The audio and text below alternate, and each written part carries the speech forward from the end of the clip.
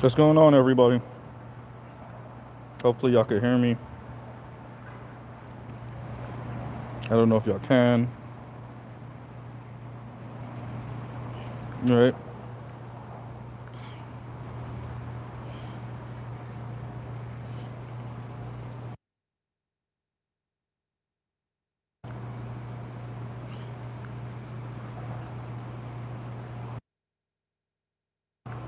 Okay. I think we're good to go. All right. Um. So this is gonna be a mishmash of like different things I've been thinking and stuff I've been hearing, and I guess we're just stream of consciousness. But as the title suggests, I was speaking to someone earlier today, and you know, in the midst of speaking, I said something along the lines of, "Oh, before we, where are my manners? Sorry, everyone. Like, share, subscribe, hit the super chat. Um, I'm sorry. I'm sorry. Where are my manners?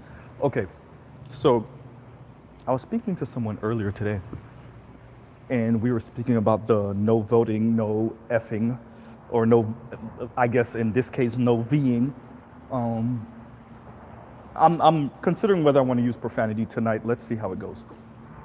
But so I'm speaking to her, and in the midst of the conversation, I said something along the lines of, "Chaos is the new normal," because we were just talking about everything that's going on in our society right now, and I was telling her how it's very clear how much the system just doesn't understand black men, and doesn't care to understand, or they do and they just like rubbing our noses in our current position, right? And in the back of my mind, I was thinking about a review of Cyberpunk 2077 when I said chaos is the new normal, because when I was watching the review, one of the guys said on the review of the series, which by the way, if you haven't seen it, I like it. I think you guys should give it a look. It's on Netflix. And one of the guys was saying how everything is moving so fast and it's so chaotic. And then he surmised that in that type of future, for the way we see things in 2022, it would seem chaotic for us, living in a world such as cyberpunk.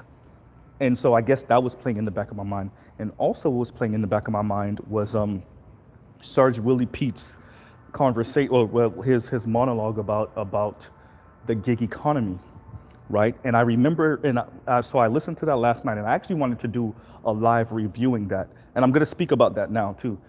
That's actually going to be the first thing I really delve into tonight.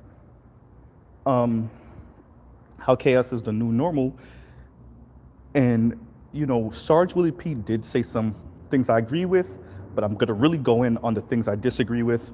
By the way, this is no insult to Sarge Willie Pete, but you know, when he was reviewing the gig economy, he was speaking, and he said it. This is not going to be good for families, but he was speaking as if, black men are we're gonna make our way out of this, and like that's not true, right? Like, are black men more adapted to the chaos? Yes. Is that a good thing in any way, shape, or form? No. Is it a good thing that now white men are going to start to feel it also? I mean, yeah, we could get our five chuckles in, huh? Welcome to hell. But in the grand scheme of things, no, it is not. Right? No, it is not. Um, and this is not going to benefit anyone outside of the elite, right? So when we speak about black people that own homes, and now you can Airbnb, or you can day trade and all that other stuff, like that's not where most people are, generally speaking. Not just black people, but people in general, right? And so the gig economy it's like a race to the bottom. The gig economy is a race to the bottom. It is rich elites, mainly white, almost exclusively white, finding ways to take back every single thing that American forefathers, both white and black, fought for over the past 200 years when it comes to labor rights. And like, I don't think people really get that. Like, there are certain things that the federal government and your state government demands that a corporation or a public sector job that you have do for you, like your normal 40-hour work week, health benefits, whatever the hell, right? Some type of recourse at your job. This is where HR comes in. But when you're deemed as a private contractor, which is like where the economy wants to go, you don't have those type of like safeguards. There is no safety net. They can fire you for like anything. And there is no recourse. There is no HR to go to. There is none of that for a lot of these jobs, right? Especially if you work in a right to work state in the first place, then that makes it even double worse, right?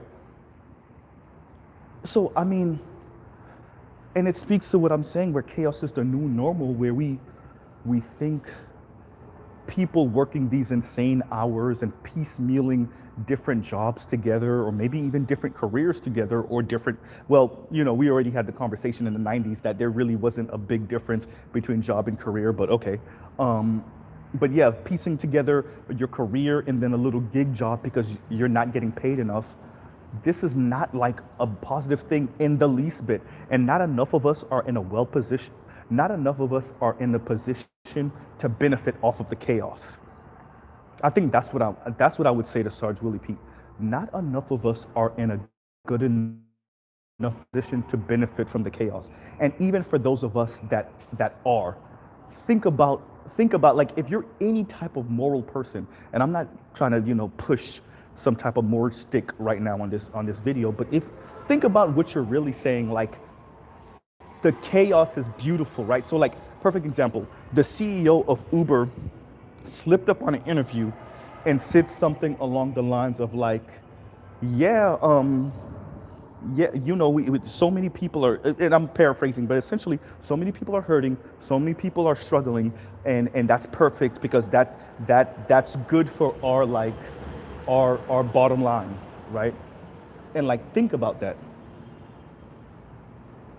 right? Think about what that means. So when we celebrate, or no, because I don't think Sarge Willie Pete was celebrating, so I'm not even going to say that. But when we look at it like, yeah, but we're the most adapted for this, I don't think we are.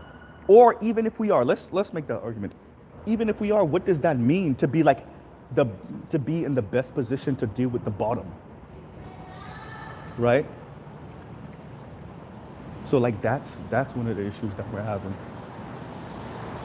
And yeah, so I'm thinking about that when I'm thinking about what Sarge Willie Pete said, and I'm like, yeah, chaos is the new normal, right? Like I said, chaos is the new normal, and I don't like, this is not a positive thing in the least bit, right? I think I was watching something that said something like 50+% of gig workers, that's like under the age of 30, like that's their main source of income, or that's their only source of income, if I'm not mistaken, right?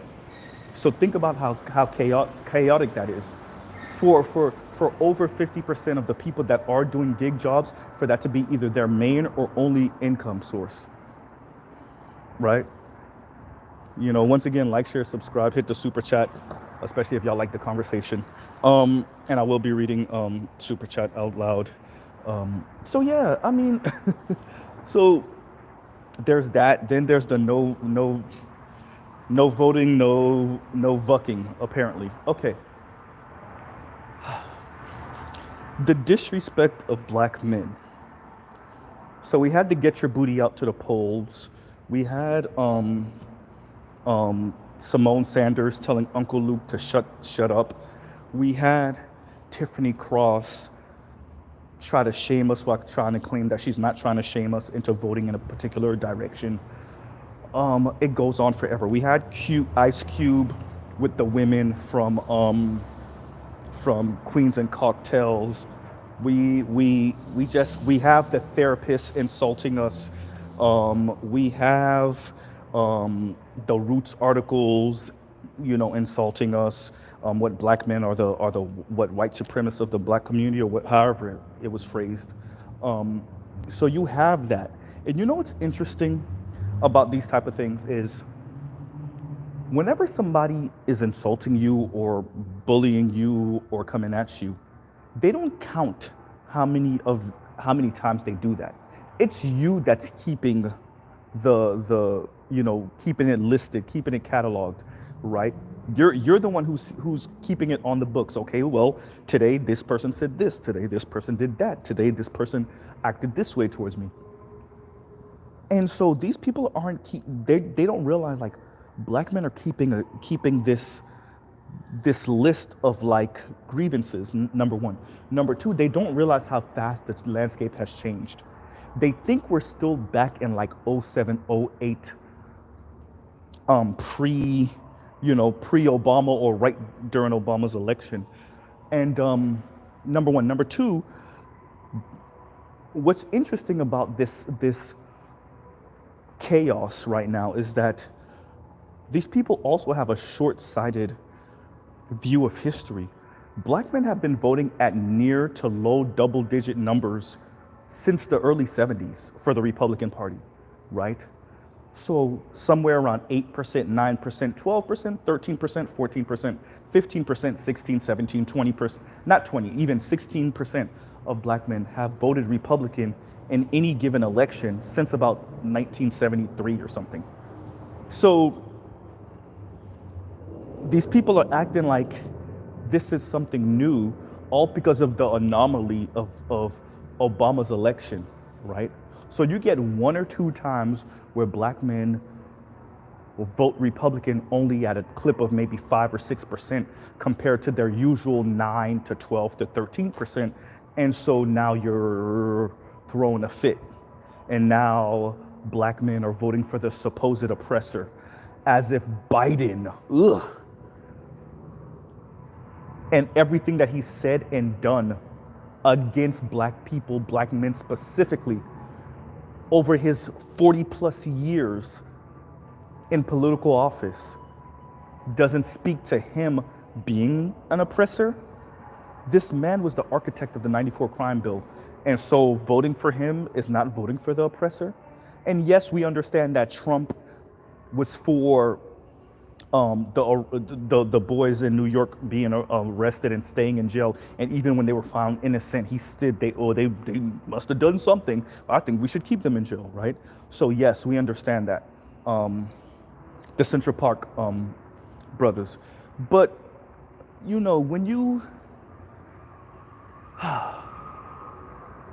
when you see that and know these things, how do you not say that chaos is the new normal? And there's an argument to be made that chaos has always been the thing, that is the normal.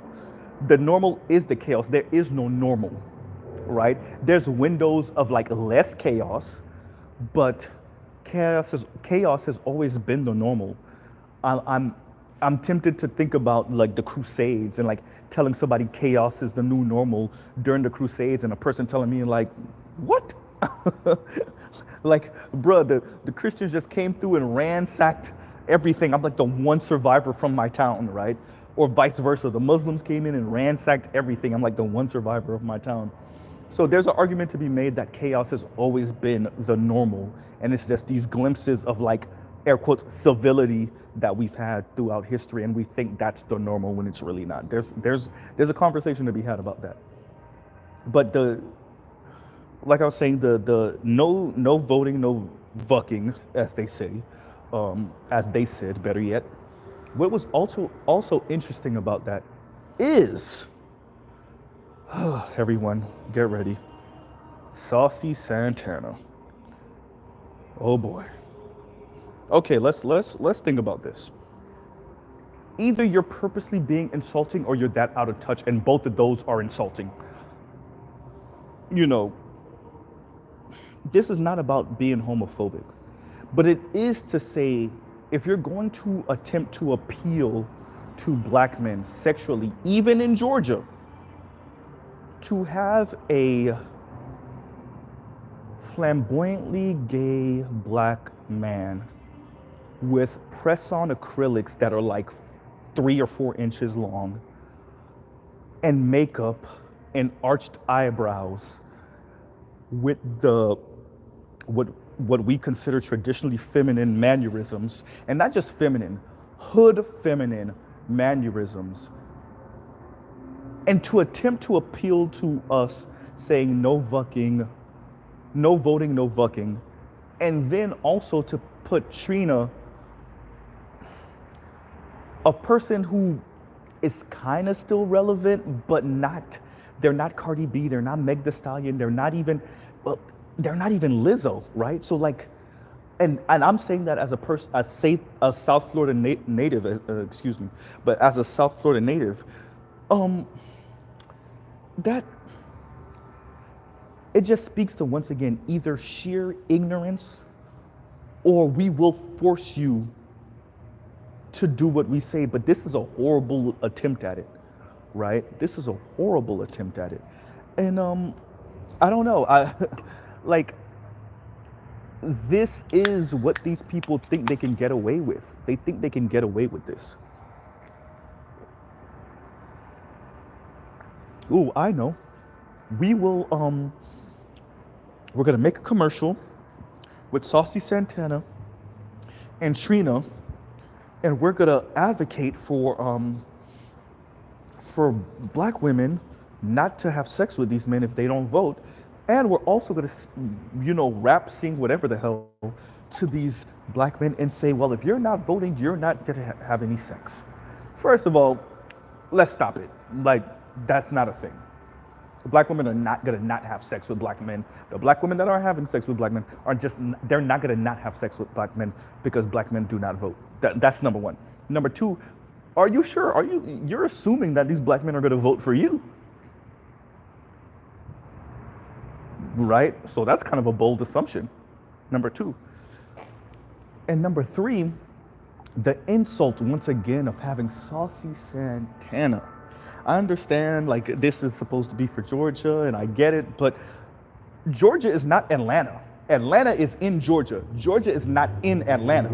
So, like, yeah, Atlanta might have a sizable LGBTQ community and a sizable gay black man community. But once again, that's not all of Georgia. And last time I checked, Stacey Abrams isn't running for mayor of Atlanta. She's running for governor of Georgia. So, are you sure this is what you want to go with? You know? It's like people that think that Chicago, like Illinois is in Chicago instead of the other way around. Obviously, I haven't met anyone that really thinks that, but I'm saying, like, we just, when you say Chicago, it's like, it's as if the city is bigger than the state of Illinois, right? And so I think there's this, I don't know who these people, PR people are, or campaign managers are, or any of that, but this was horrible. Like, y'all are just digging a hole. Like, first like I said, you had Tiffany Cross, now you have this for this specific election. This is horrible. Like, so when black men turn their noses up at the get your booties to the polls thing, you didn't hear us. Or you heard us and you didn't care. Probably that one. Probably option number two, right?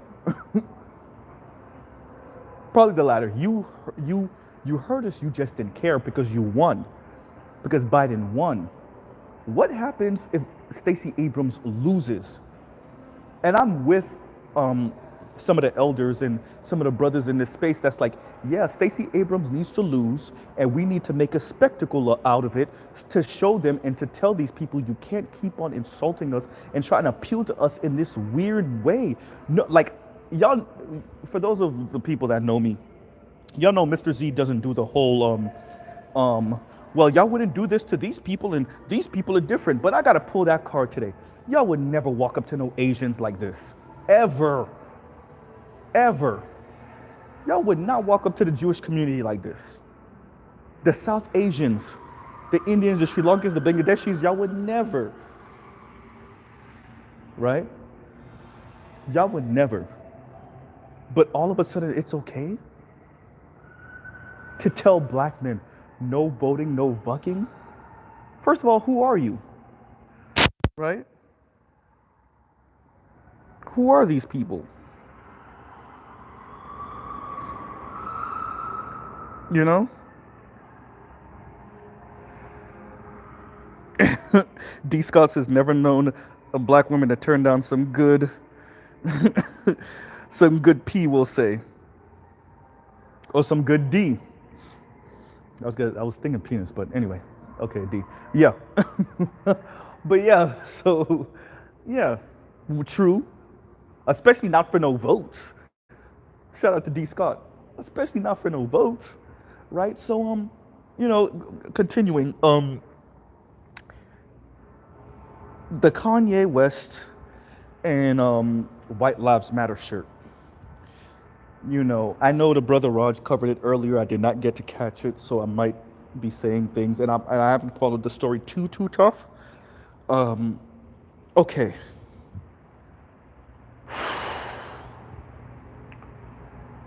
I got into a conversation with one of my coworkers earlier about frustrated Negroes and how far we're willing to go to snub other black people, and how sometimes you might be playing with fire, and how far you're willing to go to hurt someone who you feel like hurt you, right?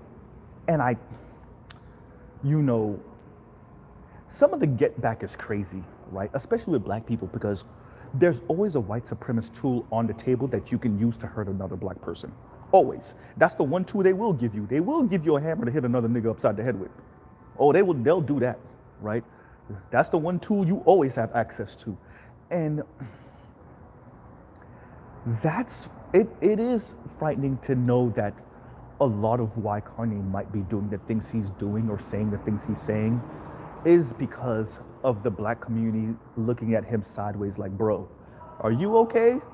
Right? And even making fun of him, and even making fun of his apparent divorce or separation from Kim Kardashian, and some of the things you've said, and the MAGA hat thing, and him finding some refuge amongst the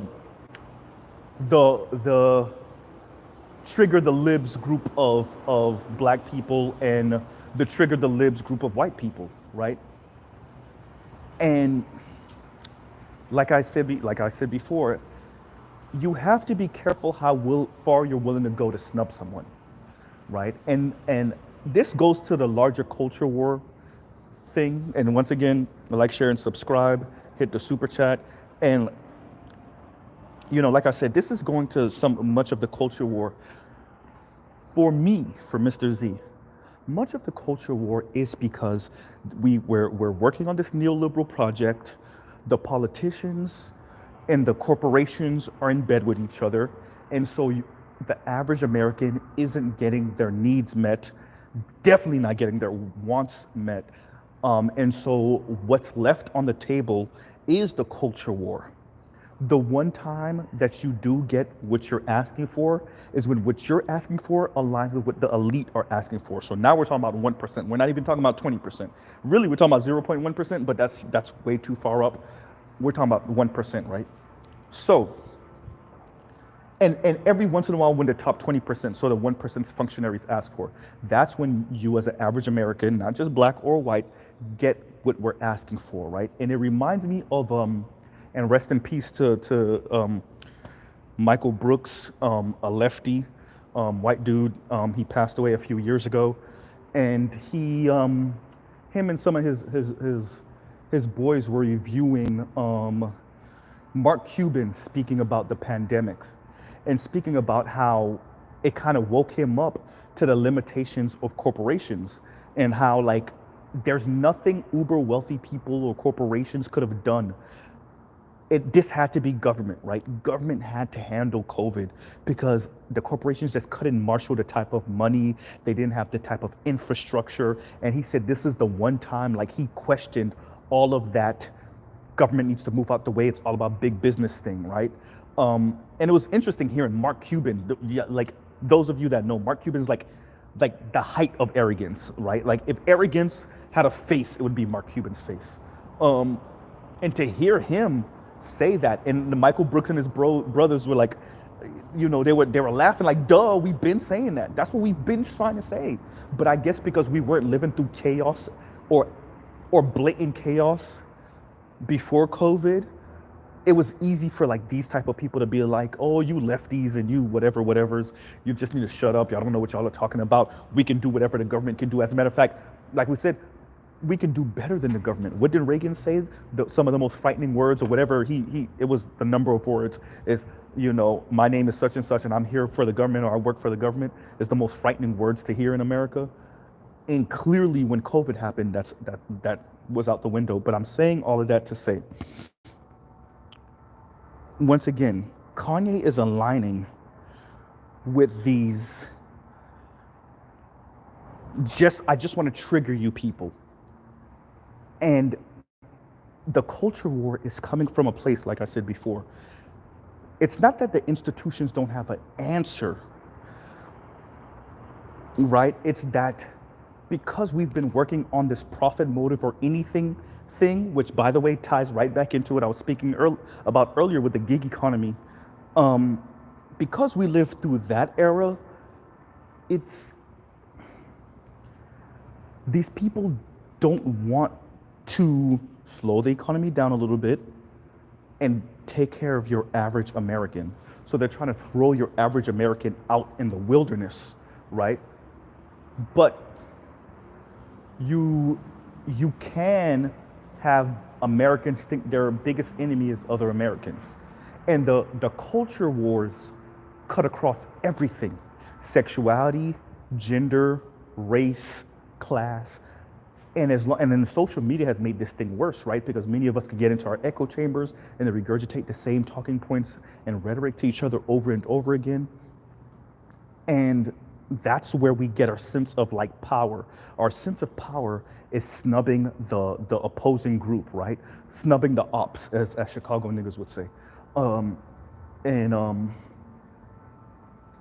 That's what I think I see going on with Kanye, and definitely with all the racist white folks that align with him, and even some of the brothers and sisters that align with him. I'm the cousin that grew up in the burbs as a black person. I'm the cousin that grew up in the burbs, or I'm the cousin with my dad who was a conservative, and everybody would look at us weird and whatever during Thanksgiving dinner. And so now I want to get back at all of them. So I'm a Kanye supporter, right? And I went to DC to meet up with Candace Owens and show that, oh, look, there's a lot of black Republicans. When, no, not really. They don't break past not even 20%. Not even. When you add black women into that, it doesn't even, it barely breaks past 10%. Right? Now, black men by themselves, they're out of the 6.1% of the US population of us, about 15 or so tend to usually vote Republican. And that depends on the election and the region of the country, right? And whether you're voting for senator or governor or president. So let's say anywhere between like 8-9% to about 15-16%, give or take. Now, that number is increasing, and obviously the Democrats aren't making it any better with commercials like no voting, no vucking. That wasn't smart, right? That wasn't smart. But I say all of that to say, this White Lives Matter shirt thing, and this just saying things to trigger people. For what though? I mean, for Kanye, it's understandable. He has a brand. Apparently he's a billionaire, and I get that from Kanye, right? And I don't know how many people think that Kanye is going through something mentally. I tend to lean that way a little bit. Kanye does say things like, you have to be crazy to change the world, which I actually agree with that. You actually do have to be crazy to think you can change the world. But I don't know if that's what Kanye is actually trying to accomplish, or if he's just saying that because it sounds good, right? Which, if you're a lefty, like you know a bunch of these people that like they say these grandiose things and they're really not about it. And I think that happens on the right also. So Kanye saying that, and then him and Candace Owens popping up with the White Lives Matter shirts. There are so many other ways you could have appealed to some type of racial justice or racial harmony outside of wearing a White Lives Matter shirt. The White Lives Matter shirt was purposely triggering, and I can definitely hear Candace Owens whispering in his ear. I'll pause right there. Whispering in his ear about, doing this. I could definitely see that. And it is It is frightening. To be honest with you, because now we're in the era, and you even see it with some of the back and forth with black men and black women. We're in the era of just snubbing each other just to snub each other, because that's where you get your sense of power from. So it's powerless people getting off on stepping on or hurting other powerless people, because this is like the one area of your life where you could feel a sense of, I guess, air quotes, justice, right? And for me, this is bigger than Kanye and Candace Owens with the White Lives Matter shirt. It's the discourse around it, right? It's the conversation around it coming from black people. And I don't know how far I want to go to trigger everyone else. Are there things that I care about enough to say F what everybody else is saying? Yes. But do I get off just triggering people because of something I'm missing in my life? Right? Or something like I feel so aggrieved that I get off, right? I jizz my pants just to watch other people hurt. You know, even if it's emotional hurt, maybe not physical, right? You know, and there is something to say about that. I don't buy into the whole like full on facts over feelings thing, because, you know, yeah, I'm a man and I still, yeah, facts over feelings, but there is a way people say things and do things just to snub you and be like, yeah, that's just the facts, bro. It's just the facts, right? And just to hurt your feelings. And let's be like, I don't know where human beings get off on some weird ass like, your feelings hurt, like you're not supposed to have hurt feelings when somebody purposely tries to do that shit, and they might actually do it. They might actually trigger you for real. I don't know. Like I said, you got to be careful saying and doing things just to get off on saying and seeing that person hurt, right? Seeing that person have to deal with your words, right? And to say that word, the sticks and stones can hurt, but words will never hurt me. Yeah, it's something we should teach kids to toughen them up.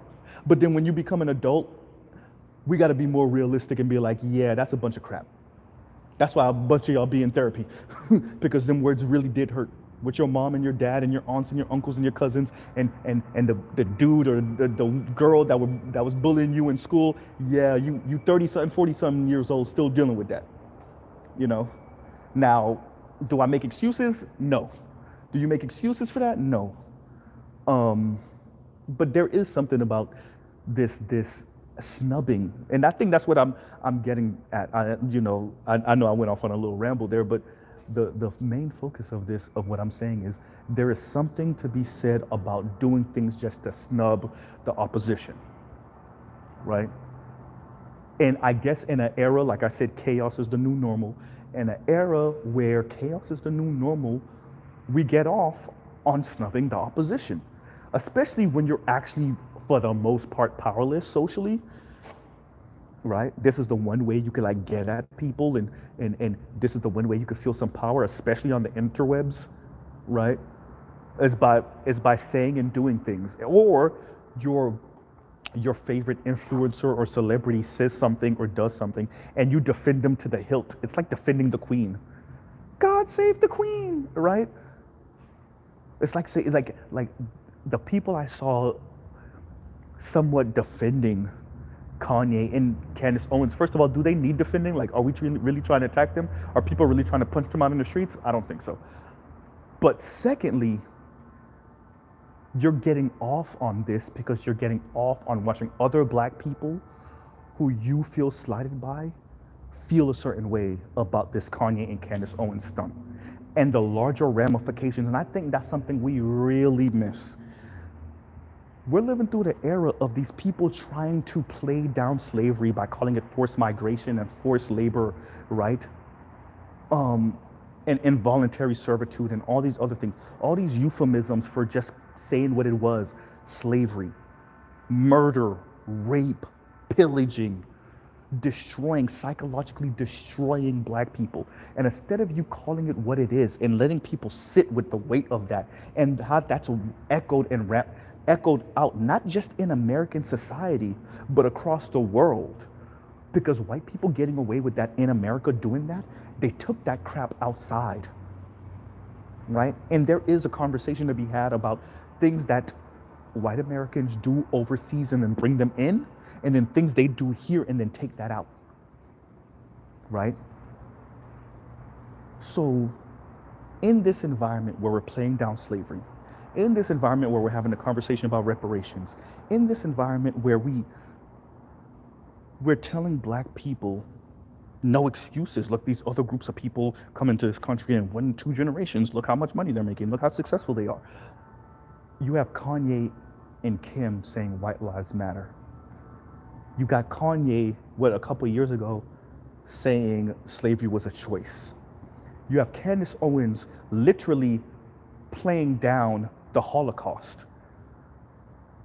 Right? The problem with Hitler, what did she say? The problem with Hitler is that he wanted to take his worldview essentially and expand it out of Germany. No, the problem with Hitler was Hitler. His entire worldview was effed up. Right? I'm really trying not to use profanity tonight, you guys, but I might. Right? His whole entire worldview was messed up. You know? But I don't think these people are like, I'm not Candace per se, but her supporters really get this. They're too busy trying to snub the other side. If people know I'm a lefty, you want to know why Mr. Z gets some respect in this spaces? Because people know where I align politically. But if Rael and some of the other conservative brothers say something that is truthful, then it's truthful, and I'll give it up. That's why y'all have never seen me and Hood Conservative argue when we disagree. Because I'd be like, oh, well, yeah, that's true. Well, that part too, right? I've been on panels with conservative brothers. I've been on Bernard Riley's panels, right? The only people that I ever have an argument with on that side is once again, the people that get off on, we own the libs, you're in your feelings, Shout out to SKC, right? People that get off on, my name is Supreme King Coon, so you already know what angle I'm coming at, right? People like that. But anyone that's a bit sensible, no. That's the beauty of this space. The whole point was to make room for other black men and their voices, even if you disagree with them. As long as they're not trying to screw the whole, right? As long as they're not doing things that's detrimental to the rest of black men in the black manosphere, then we should allow for them to obviously speak and say what's on their mind and give their perspective. But then not all the time, but sometimes we get into the realm of like, you know what? I just want to snub this dude. I just want to say something that's going to piss him off because I disagree with him, right? Or I disagree with his entire political or social worldview, right? That childhood trauma still excuse my language, childhood trauma, let's say that one more time. That childhood trauma still be digging in y'all ass. That's why you're 30 and 40 something years old, still getting off, right? On making fun of or sassing or insulting someone that reminds you of your cousin that used to make fun of you back when you were 7 and 8 years old, right? Or your cool ass cousin that your grandma used to baby in the hood while you were in the burbs, and when you would go visit, Grams would give you a bit of a cold shoulder. Ooh, I know, I wasn't supposed to say that. I know, right? You were not grandma's favorite. And now the rest of us got to deal with your psychological BS whenever you come into the black manosphere talking your crap. Or, and I'll say it, some of y'all feel a certain way because the cute ass girls in high school weren't feeling you. They were feeling the D-boys or the swaggy dudes, or the dudes that imitated the swaggy dudes, or the dudes that dressed like they were D-boys, right? And so now the rest of us got to deal with you and your psychological BS because some girl that you liked when you were 16 years old wasn't feeling you. So now that we don't, because in the black manosphere, even on the left, we don't jump at every opportunity, right, to defend sisters when they don't need defending, or when it would be this is the perfect time to kind of, speak about what they're doing wrong. We don't jump on every opportunity to defend them. That's what simps do. That's the whole point of a simp, right? But some of the brothers on the other side make it seem that way because all they want to do is put their foot on the women and then put their foot on the men that say, do we got to do that all the time? Isn't there other things we could be talking about and doing? Is that all you want to talk about and do? Right? So then they get into the position of wanting to always snub people, and then it devolves. The conversation devolves. Right? So once again, chaos is the new normal. And so we're living in this chaotic world, and it's just fast changing. The world has always been changing. That's part of being a human being, right? And I think the rate of change is what's kind of throwing people off. I can even see that with, once again, when we were speaking about that no voting, no fucking thing, like these people don't even realize how much the discourse around black men and voting and being in the political process or being part of the political process, it's changing. Not to mention, I think simply put, and this is the part of the game this is the part that no one really wants to admit. There's no more juice in the black woman orange. The Democrats have reached essentially their market cap. And I don't know if a lot of people realize that when it came out that 52% or 53% of white women voted for Donald Trump, what was also spoken about was that about 94% of black women voted for Hillary Clinton. In other words, the Democrats have reached their market cap for black women. So they're attempting to, appeal to some of the others that are in their camp and maybe take a couple of other people from Republicans if they can, but I don't see it. And like I said on a previous video, and shout out to Dr. Thunder for referencing it, the margins in these elections are so small. And so the group of people that vote for you, the second highest outside of black women, is black men.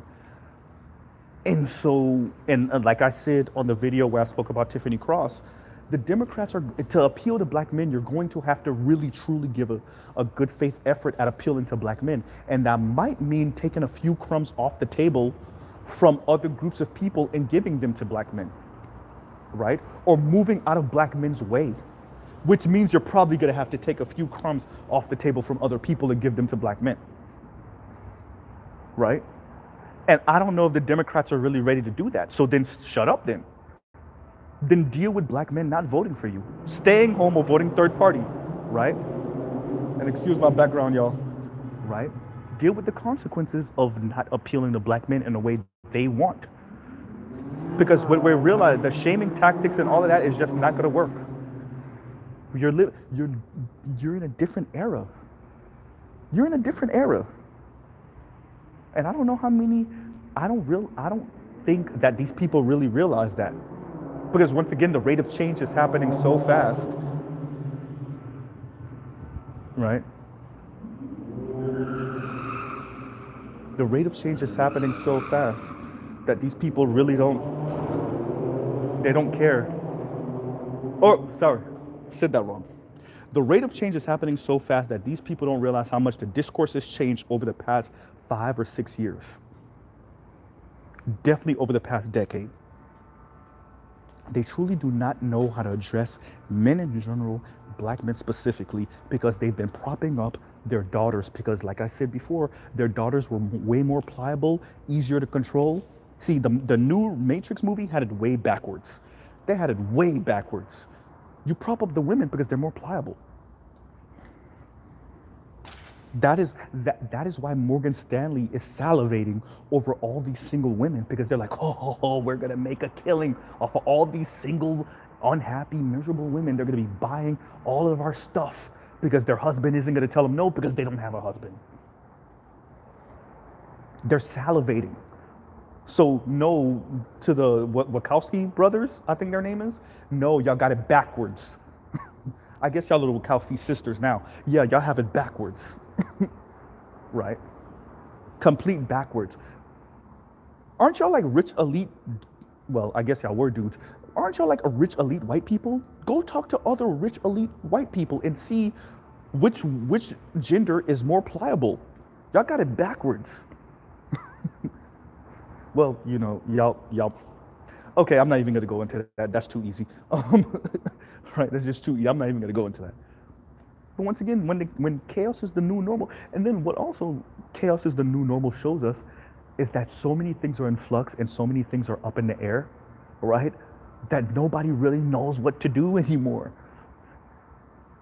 What do you even send your kids to school for? Everybody's saying tech and STEM degrees. Yeah, I guess. Maybe. Right?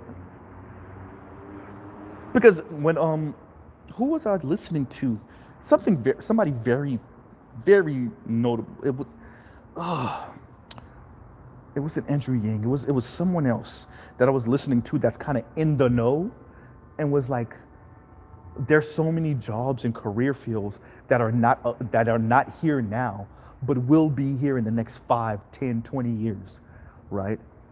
So like we don't even know what to, and you could kind of see that now. Even when I was saying with the gig economy, how many of these things were not here even 2 decades ago, right? Even 2 decades ago. We were having this STEM conversation 2 decades ago, but it was not at this level. It was not at this fever pitch.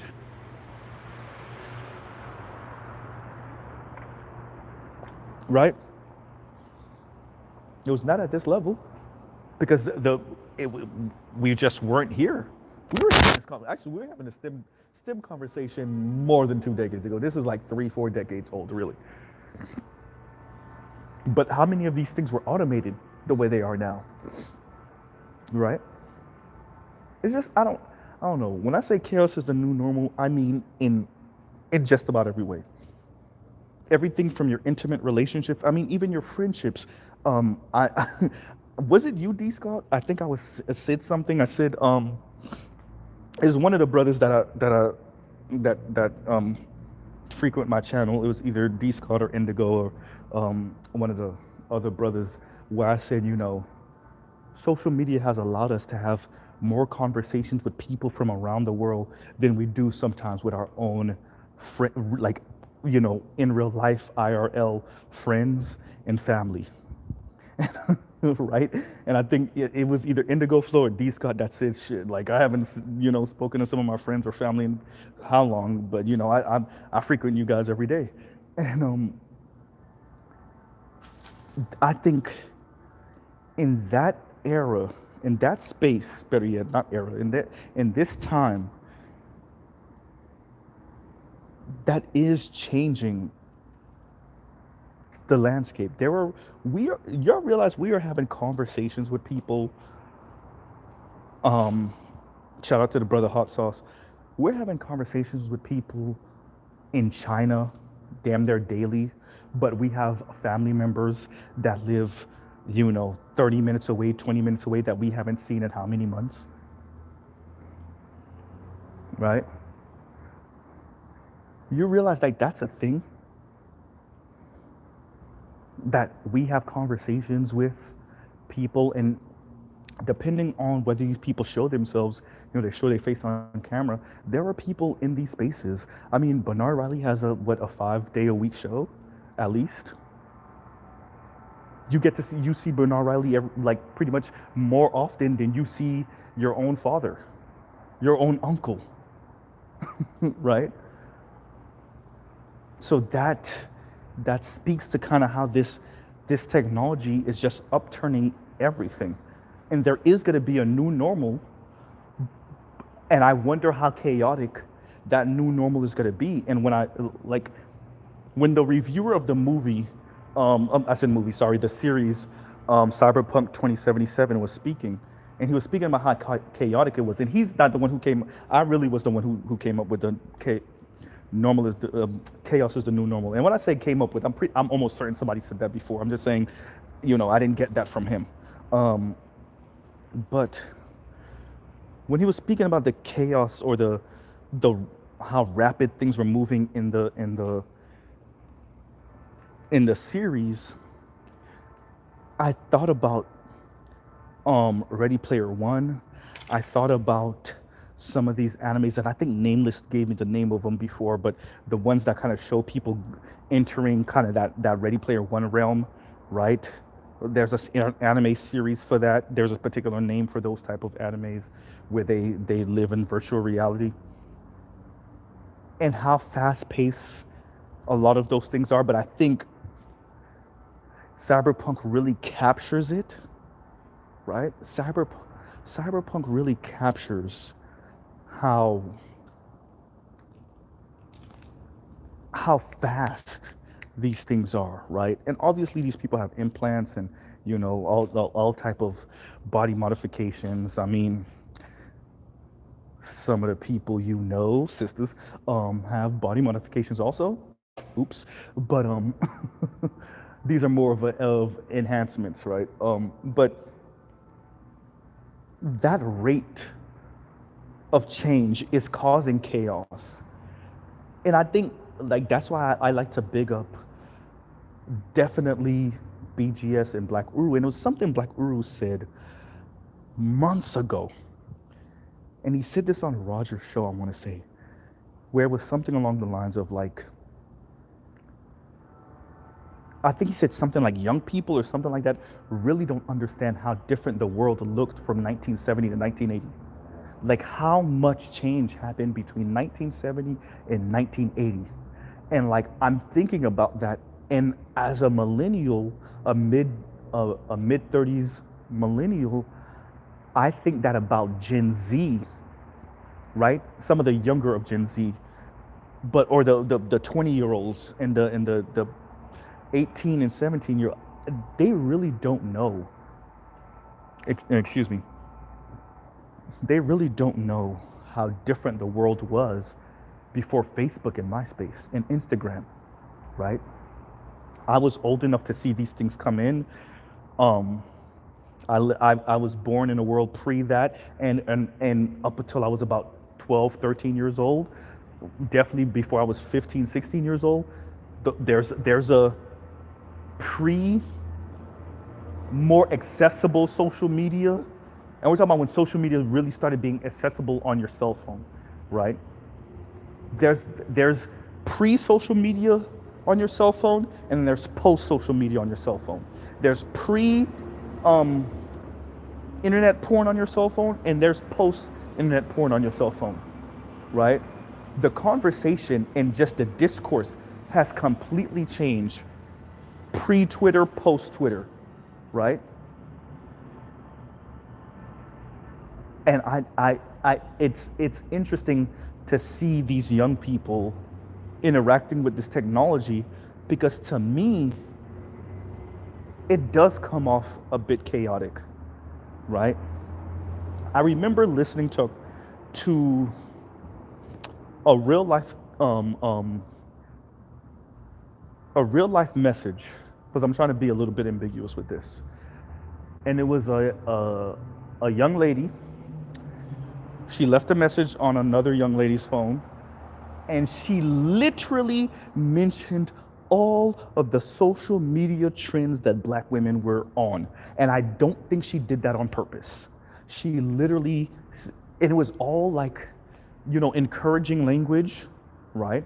But it was all like, we could get whatever we want. We don't got to stay stuck with Black men. What else did she say? Like all of the Black women in luxury, blah, blah, blah. Like she literally like if there was a checklist of all the conversations that Black women are having online right now when it comes to like their life, their lifestyle, men, relationships, intimacy, jobs, whatever, she literally checked off all of them.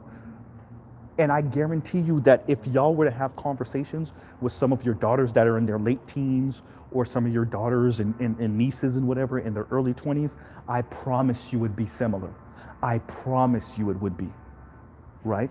If you just sit down and have a real conversation with them about their life and about what they think about their job and their career and men and relationships and all of these things, you will hear the parallels of all the different content creators, right? That sometimes contradict each other, right? And I'm saying that to say, what makes this the new normal, this chaos the new normal, is that these people are listening to people they don't really know, but they like the idea of, once again, snubbing black men, but also the idea of what it means to be liberated, right? And that's something to investigate. What do people find as liberating and freeing, right?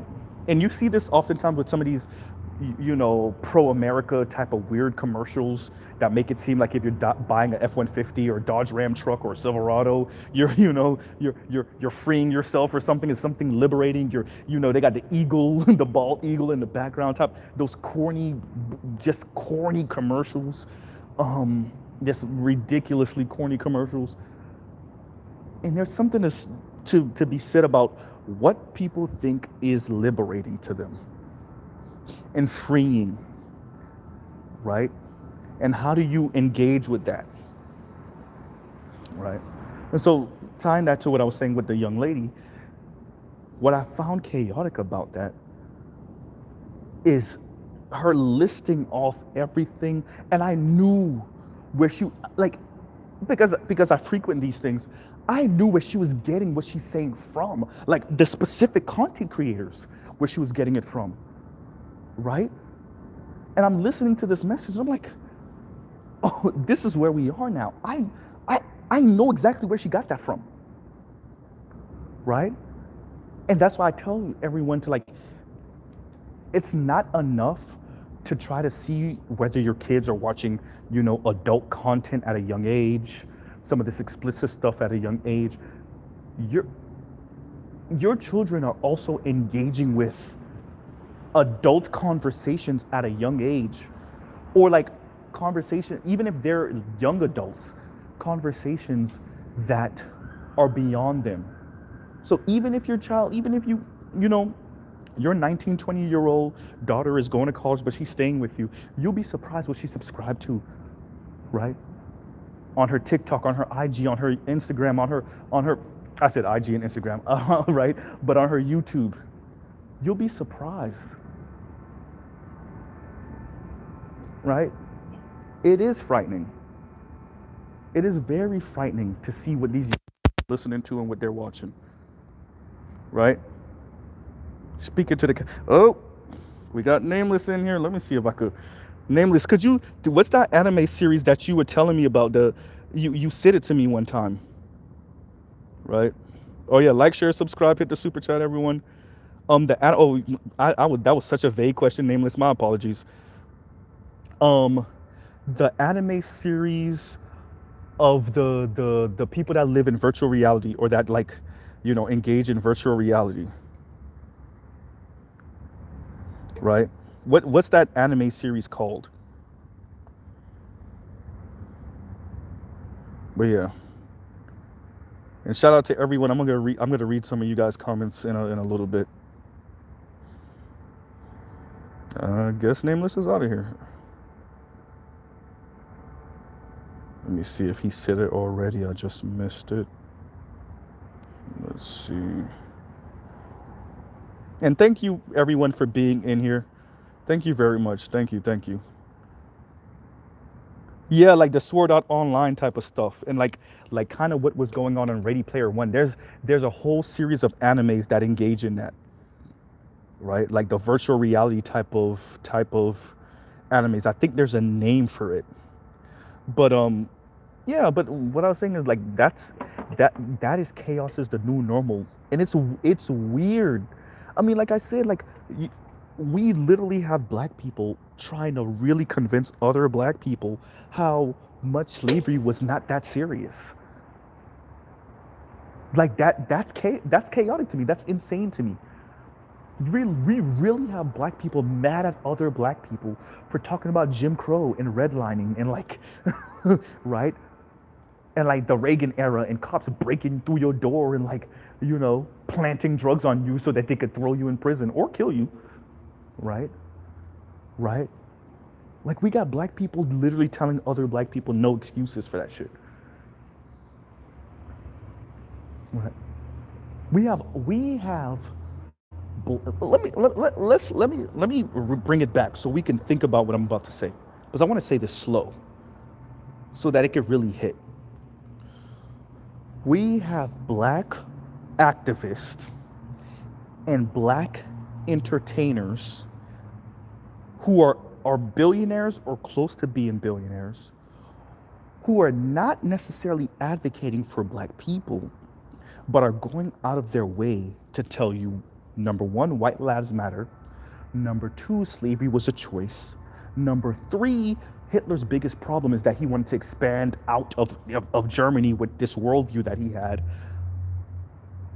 And then they walk into a Paris runway wearing White Lives Matter shirts.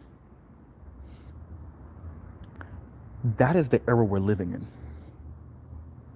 These people are urinating on civil rights leaders going back literally to the days of slavery. They're literally urinating. As much as these civil rights leaders beefed with each other, as much as they had issues with each other, as much as they even got Garvey back deported, all of that, right? As much as all of that existed, this newfangled crop of air quotes, activists are either stealing money from mansions, right? Telling you that slavery wasn't that serious and it was your choice. Telling you that white lives matter. Telling you they don't want to hear no more excuses about Jim Crow and slavery. That is the definition of chaos. Right? This is the new, and this is going to what I was saying before when I was saying this, I just want to trigger you. I just want to snub you, right? I just want to see you feel hurt, feel pain, right? And these particular people that I'm speaking about, the Candace Owens and the Kanyes, I don't know if so much of that is for them, or if that really applies to them as much. I think for Candace Owens it does, and for Kanye it does just a smidge. I think for Candace it's definitely more than a smidge. I don't know, because for a person that was called racist slurs in high school to the point where she had to sue the school, for her to then double back and do everything in her power to appeal to the same exact, literally the same exact white people that said those type of things to her is insane, right? But it also speaks to, there are people that when you put your foot on their neck, they try to fight you. And then there's other people that when you put your foot on their neck, they don't even try to reason with you. They just fall in line, right? And they do such a good job in falling in line that they damn near become your second in command. And when I look at Candace, I see that. I see a person that was traumatized at a young age, and she might have seen where the bread for this society is buttered, and she decided, I am not fighting them, right? And then you couple that with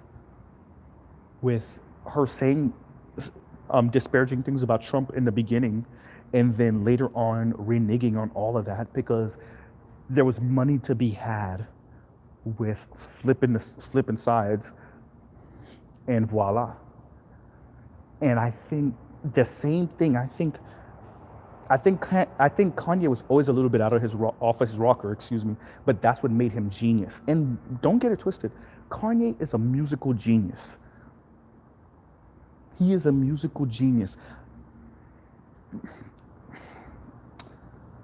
I was gonna say something that was gonna trigger Art Newstyle, but I'm gonna say it anyway. Sorry, Art. Kanye is low-key the Quincy Jones of our generation. Oh boy, Art, don't leave though. Don't leave, Art. Don't leave. Right? He low-key is the Quincy Jones of our generation when it comes to production. And so he is a musical genius. But there's a lot of things that come with that musical genius. Right? And it speaks to something I said the other day about broken geniuses, right? These people that get elevated in this society, especially black people that get elevated in this society, and they're at their craft or their art, they're like great. But in everything else or in other things, maybe not so much. But for some reason, we keep on asking them questions where they're either out of their depth or we shouldn't be asking them the question about that, about those type of things, right? Like they're a genius in this thing and they might actually be good in other things. But like, should we be asking these people like everything about everything, right? Maybe not. Like, should I be asking Neil deGrasse Tyson about like the digestive system of a dog? Like he's a scientist, right? Like he's good. He's good. But should I be asking him that? Should I be asking him to put an engine together for me? Maybe not. Although we probably could bring together a team that'll build you like the best engine ever, but maybe not. Right? So like, I think that's also something that we're dealing with. And I think it even gets worse when you start asking, because I don't want to boil Kanye down to simply an entertainer, because he's actually kind of transitioned past that. He's not just an entertainer anymore.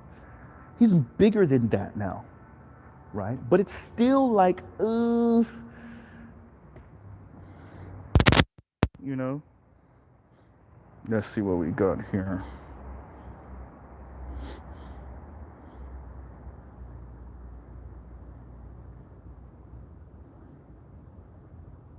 Yeah.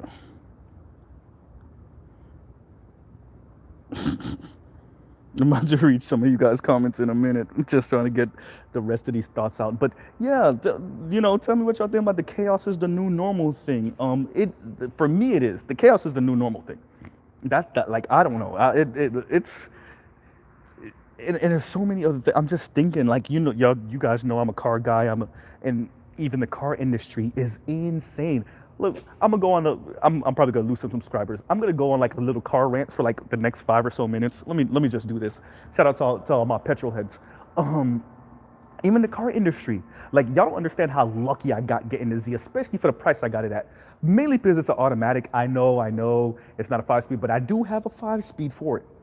So that will be going in there eventually. For those of you that don't know, 5-speed, I mean manual. But I got lucky. The prices of like, not just any used car, because obviously the prices of cars right now is insane, especially used cars. But like enthusiast used cars, if I showed y'all some of the prices of enthusiast used, like when I say enthusiast used cars, I mean Toyota Supras, 90s Camaros, 5.0 Mustangs, BMW M3s, Acura NSXs, Mazda RX-7s, all the cool cars from about the 80s and 90s that 7, 8, 9, 10 years ago you could pick up for 15 grand, 10 grand, 9 grand. You could have picked up a clean ass 5.0 Fox body Mustang for like $3,000, $4,000, $5,000 10 years ago, 11 years ago. That car right now, a super clean one, is like 15 grand. It's insane. But once again, that's because first of all, that's not the word I'm looking. Speculators. That's what I was looking for. The speculators have gotten a hold of the car market, and like, I don't know how to explain it if you're not into automobiles, how insane the prices have gotten. Okay, the same time I got the Z, another red Z sold. Y'all not gonna believe me. I think it was a 95 or 96 red Z sold for $135,000. Actually, it was 136, so $136,000.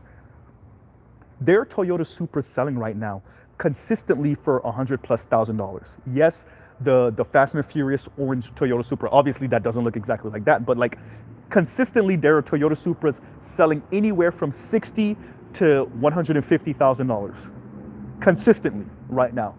Like, that's the market we're in. That speaks to the chaos. To me, that's chaos. The whole point of Japanese sports cars was that they were supposed to be affordable.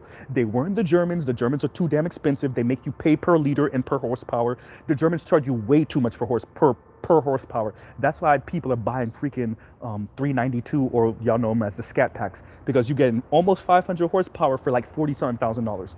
That same 500 horsepower coming from the Germans would set you back $70,000, $80,000 maybe, something like that, right? So now we're in the era where like all of these things, they're just shooting up in price, insane, right? Which speaks to like the overall environment. And another thing, I just want to remind everybody, y'all remember, this is me. I got to tap into, I got to pat myself on the back for being the person that brought this into everybody's lexicon. The entry point is $100,000. Don't forget, Mr. Z told y'all that, right? I'm talking about the women, not the cars, right? Don't forget. The reason why I'm tying that to the chaos is because, number one, the $100,000 sounds good. It's just something they want to brag about, that their man makes $100,000 plus. But it also speaks to an environment where inflation, and this is pre-COVID, I remember saying this, where the price of things is going up so insanely. I think I read something where like inflation is really only like 8 or 9%, but it feels like 20%. But then it fluctuates. It depends on what you're buying. A loaf of bread might be only, a loaf of bread might be 15% more expensive than it was, a year or two ago. But then a television is like, the same TV is like how much cheaper. So it fluctuates. It depends on what it is. But I'm saying this about the women to say they too feel the environment. This also goes back to some of the conversation that we've been having about that soft girl, soft life, and the soft life and appealing to men in this particular way. They feel this pinch, they feel the environment, right? And the chaos. And they're being let go at alarming rates. And some of them are quitting because they're getting burnt out. The women that are working, many of them are working 2 jobs, and many of them are clearing past 40 hours a week. For the ones of them that have jobs and careers that allow them to do over 40 hours a week, many of them are doing plus 40 hours a week. And they're getting burnt out. And that also speaks to an environment that treats human beings and people like they're disposable objects. Which is interesting, because then the women turn around and treat men like disposable objects, but different conversation, right? Like they're disposable objects. I don't really know how we fix this. And obviously it's not gonna be fixed overnight. It took us forever to get here. But if this isn't fixed, I don't really know how you fix anything else. Because for me, we have to address what's going on in this country economically and socially, practically simultaneously. It can't just be socially. And it can't be economically without the social. I don't know if you could do it one and then the other. I think they damn near have to happen at the same time. Because I think that if you address this economically first, what would be the fallout? Because I'm trying to think about what would be I don't actually have an answer for that. That's why I didn't give a BS answer. I'm not going to try to, my subscribers are pretty smart, and I got smart people in here, so I'm not even going to attempt. I'm trying to see the drawback of addressing it economically first, and then the drawback of addressing what's going on in our society socially first. And I think I could see more of how, if you try to address this socially first without the money behind it, how this still falls apart. Because I don't know if we're putting women back in the kitchen. I don't know if we're doing that. And so I'm trying to think of an environment where women might still work, but we don't have the environment where they're speaking to men and about men, and they don't have these insane ideas of what manhood and masculinity should be.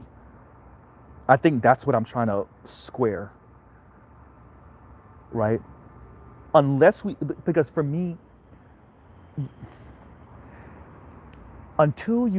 if you really wanted to change this and somehow get back to some weird 1950s type of father knows best type of situation, you would damn near have to take the job from almost all women, because there's a critical mass of women in the workforce that brings us right back to here. It doesn't. It would have to be almost all. It would have to be some at least breaking 70-ish percent, 75-ish percent. Because for me, anything less than that, once you start getting to a third of women in the workforce, then you still get to kind of where we are now, right? Am I the only one that sees that? So that's what I'm saying. So if women are going to be part of the workforce, and then we would have to rejigger the economy all over again. But if women are going to be part of the workforce, then how do you get them to not see men in a particular way and then have the economy respond to that? And then what does that look like for black people, black men specifically, right? Like I said, I think the world has changed so fast, so much and so fast over the past 40, 50 years that our institutions don't really even know how to fucking keep up with that. Damn, I used profanity. I was trying not to. Anyway, okay, it happened. So this is what we're doing now. But yeah, I don't think our institutions know how to keep. That's what I should have said in the beginning. That's what I've been trying to pretty much say since the beginning of the night, since the start of this stream. Change is happening so fast that institutions aren't really keeping up. I'm not going to say they don't know how to. Let me take that back. If I did say it earlier, they're not keeping up, whether they know how to or not. And remember, these institutions are built by people, maintained by people. So groups of people are dealing with change that's happening so fast, and they're not prepared, maybe, or they don't think it's that serious, or they're trying to buy time. I don't really know.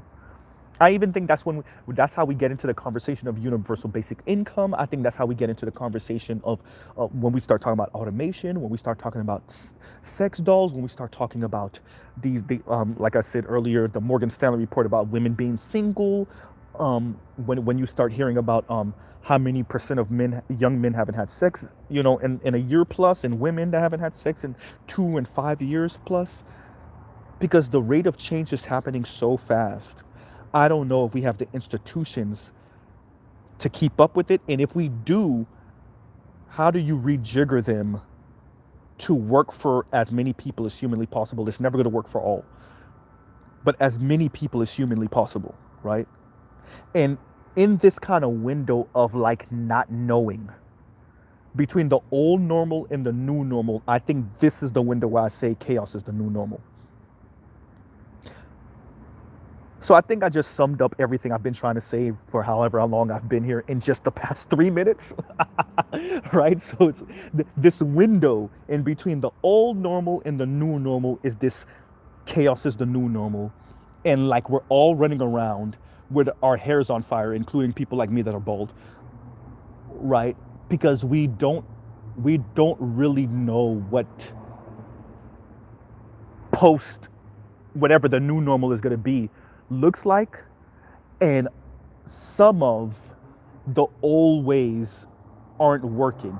And it's not because we don't have elders like Black Uru or Art New Style or BGS giving us what they have and giving us wisdom that can fit in certain places. I don't know if those can fit in enough places to prop up what we need to prop up. Not for us in particular in the Black manosphere, but for the Black community in majority, and for whatever this American project has been for the past, 200 and plus years since independence, right? Yeah, I think that kind of summarized what I was saying. The window between the old normal and the new normal. This is the chaos is the new normal.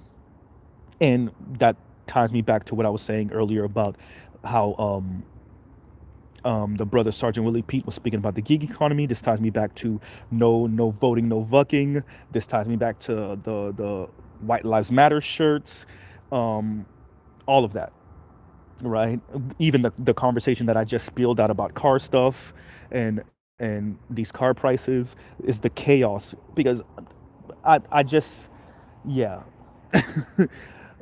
If you want to learn scarcity mindset, and I know people poo-poo scarcity mindset because we're all about abundance mindset, get into the game of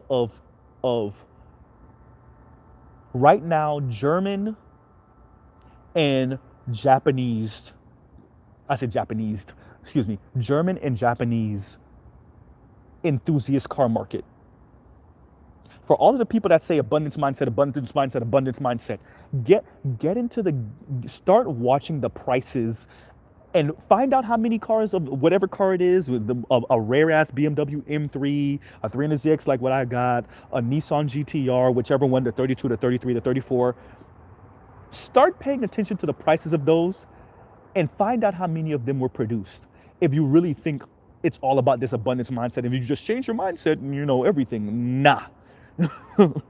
There's a limited run of these things, certain limited runs of certain parts, certain limited runs of whatever.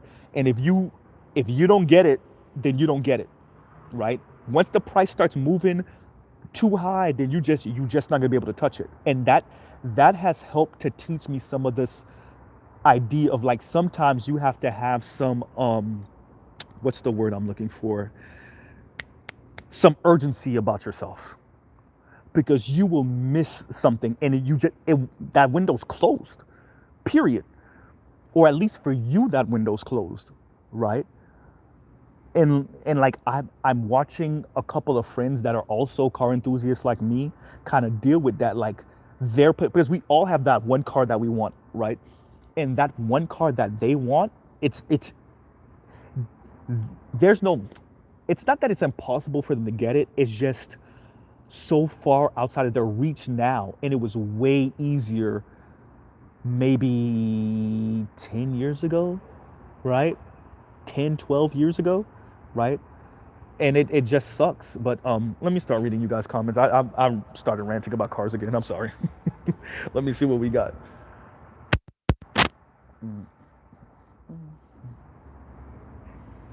Okay, let's see what we got. Joe's is in here. What's going on? Art New Style. What's going on? Art. I didn't realize that Nameless was in here so early. What's going on, Lewis? Nameless said I was thinking about starting a live stream also. My bad. My bad. I'm kind of irritated about the goofy I'm seeing, says Nameless. Nameless, what you mad about? Put it in the comments. I'll give my little 2 cents. Bruce Major says, I think it's an obvious taunt to black men, but also trying to appeal to the younger generation. If you, okay, let me spend about a couple minutes on this. If you think, look, I'm around young men, young black men. Air quotes, open-minded young black men, they don't care about none of that LGBTQ stuff. These are not some homophobes or whatever people we're talking about, right? But if you think a commercial saying no voting, no bucking, just corny commercial with Trina, who many of us maybe in our 30s thought was cute like 15, 20 years ago, right? But you have Trina and you have Saucy Santana. Like, if you think that's appealing to young people, then that speaks to you really not having the pulse on black men. You don't know, or you do know and you don't care. You're just gonna push a particular message anyway. But then own that, right? Own that.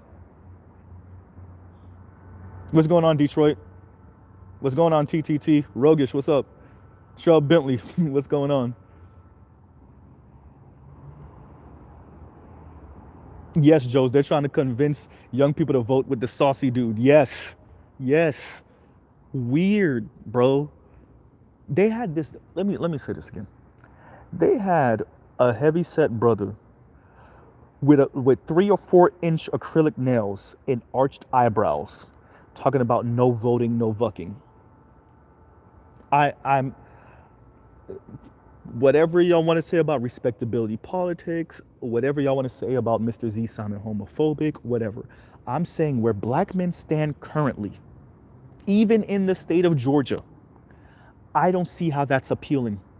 If you're attempting to get black men to come out for particularly Stacey Abrams, I don't see how a commercial saying no voting, no vucking with Saucy Santana I don't I don't see how that's appealing. Maybe I'm missing something. Anybody from Detroit could tell me. I said Detroit. I'm sorry, Detroit. Anyone from Georgia could tell me whether I'm off base, whether there's something I'm missing, whether there's a because last time I checked, I think um, the gay community or the larger LGBTQ community only constitutes 3% of the nation's population. So let's play with some numbers a little bit. Let's say Georgia in particular, because of Atlanta, and gay black men. Let's say it's really 5 or 6% of black men that are gay in Georgia because of Atlanta mainly. Is that a reason? Is that and remember, we only constitute 6.1% of the nation's population. I think something like 20 or 30 something percent of Georgia's population is black people, right? So Atlanta, it's disproportionate. It's like I think Atlanta has a huge black population, right? It might even be the majority, if I'm not mistaken, or small minority. I mean, a large minority or small majority.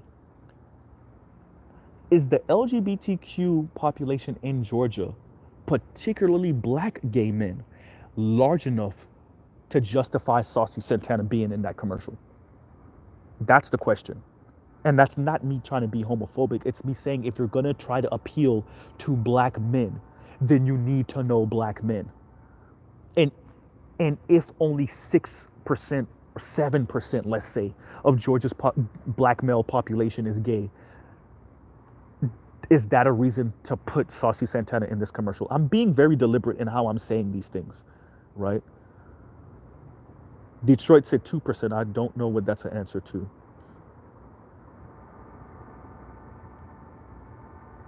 He says Stacey been losing.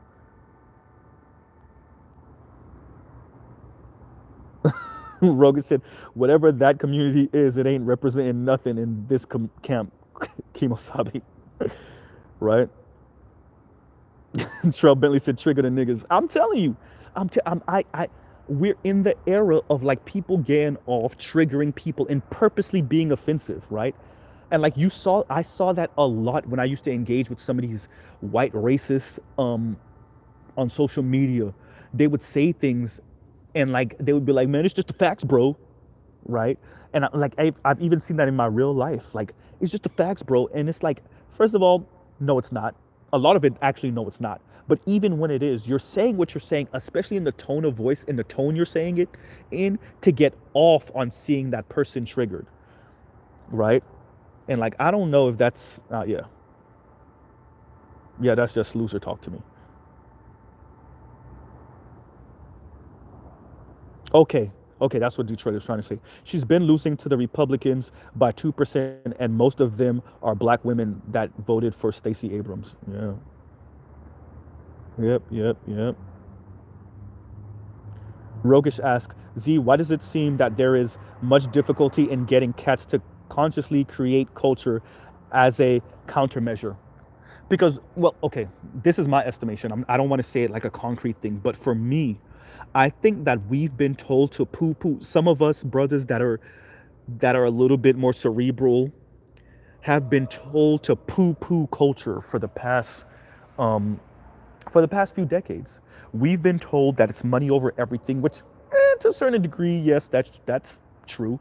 But we've been told money over everything, and this culture talk. And when I say we've been told, not overtly, right? So when I say those things, nobody's telling you, hey, by the way, it actually might have happened to a few of y'all, but what I'm saying is this is not something people are really telling you. I'm saying the culture, the society is telling you, and the black community is telling you, and a particular part of the black community is telling you that all that culture talk is for poor people, right? Get your money, get your education, and skip over culture. Skip over swag. Skip over, and this is like white boy talk that a lot of black people, black men in particular, have adopted. If you get money, you don't got to do nothing else, right? And like, I think for a lot of men outside of the black community, and even for some black men in the black community, that's the goal. I don't have to develop swag, personality, dressing well, smelling good. Like, this is where Kevin Samuels comes in, right? Because a lot of brothers kept on running into the wall of like, but I got the money and I actually got a little bit of status. Yeah, but like, Are you cool though? And like, I think we poo-poo cool way too much in these spaces. I'm not saying it's supposed to be everything. I'm not even saying it's supposed to be a large minority. But let's stop acting like human beings ain't human beings. Especially in the West, I hate when we have this conversation. Like in other communities, yeah, in other countries, not even other communities. I don't know what type of Asians y'all hanging around with, but you still got to be some type of cool, unless you coming straight off the boat. Same thing with South Asians. You got to have some type of personality about yourself. And I think the reason why certain brothers don't think they should develop culture is because they think that if I just become the best, biggest, baddest businessman, or I got all this power in my community, or I have this outsized influence, then I can skip over culture.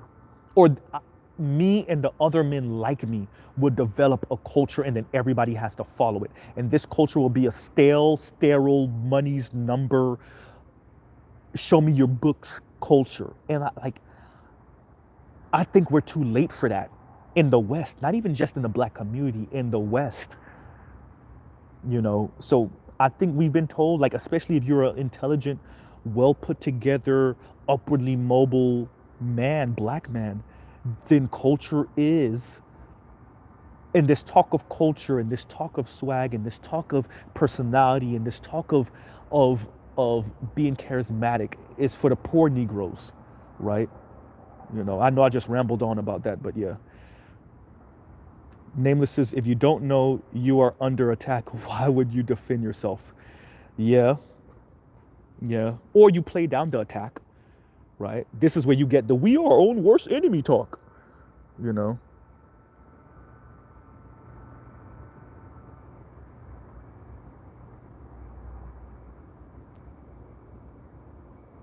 What's going on, Meech?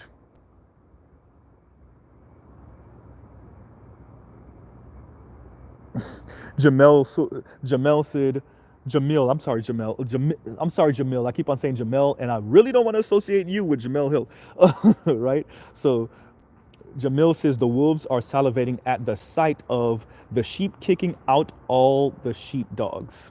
Yeah, yeah, yeah. What's going on, Zulu? Hope your trip is still fun. What up, Z? Would you mind one day putting me or promote me on your channel? Yeah, just my it's not on this video. Um, Maybe the previous video, the one before that. My email is in the description, so just send it to the email. Just send me a link to the email, or you can even put a link on a video on this in the comments for this, and I'll check it out, and I'll send people to you. Nameless said those family members would be outright hostile to a lot of the points we speak about here in our immediate lives, sadly. I think I know what you're referring to. Um, Nameless says, let me correct my statement. They oftentimes would be outright hostile. In my experience, it was literal 50-50 open support or open disappointment, disagreement, discussion. I mean, disagreement, confusion. I'm sorry, I don't know why I said discussion. Rogan says psychopath. Psychopath was a whole conversation about justice and what transhumanism would look like. Art said facts, the lens are fogged.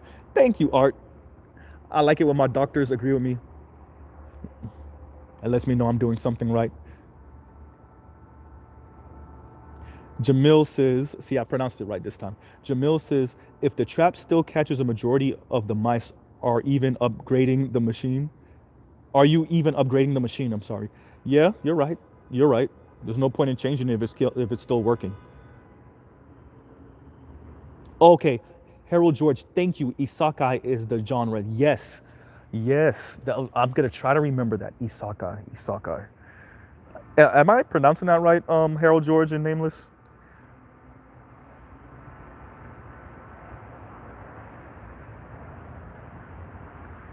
Joe said Candace was the person that made a block list, I think, before she switched sides. Did she? I don't know. You might be right. I'm not sure. Art New Style says Black Uru was right by what he said. He was. Maybe we should, if we got BGS was right, we gotta start like something for Black Uru, right? We gotta start like a hashtag for Black Uru, for art. Yeah, we gotta start like we gotta start doing like hashtags for these brothers, so that like people can know like yeah we heard that before, right? Okay. Jamil said it's no accident who the white society allows the mic. Notice people like Darren Seals has the mic snatched before they can garner steam. Rest in peace to Darren Seals. Because he had more than just the mic snatched from him. Right.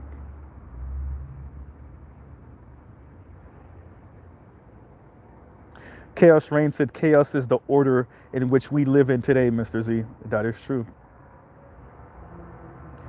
K Tut, says you have to exalt the image of the nurturing mother as long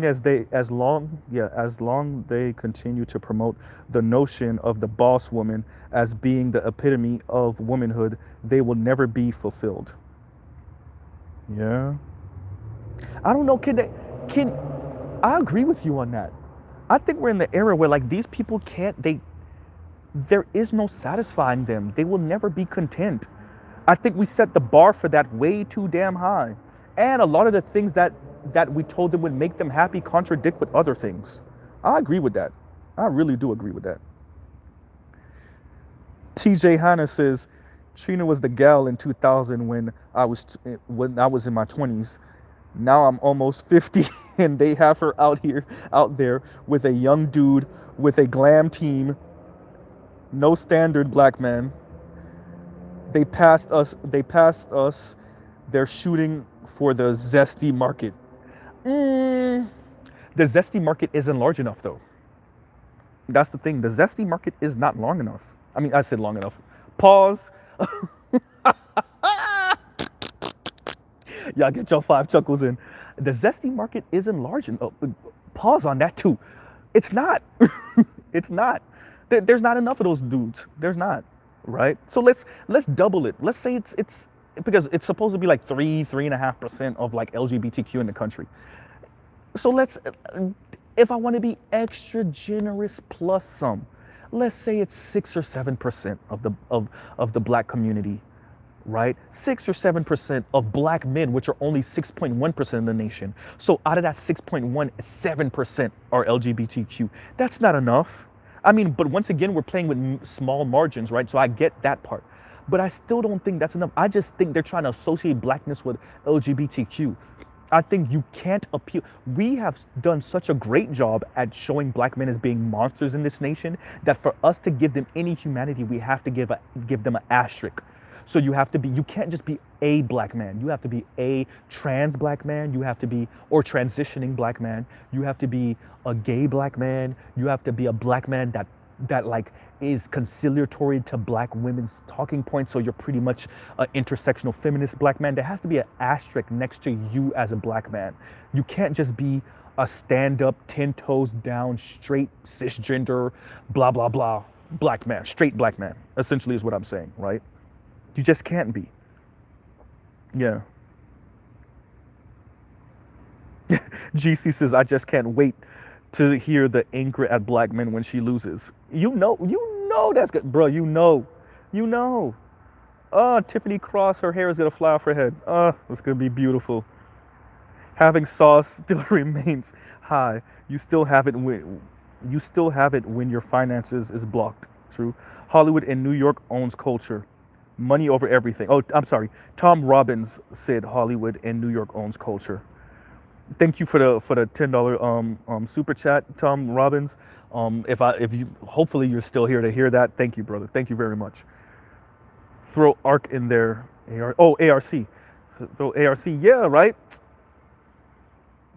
Boo. Mode 1. Yep. Yeah. Well, does mode 1 work now? That would be a question to ask him.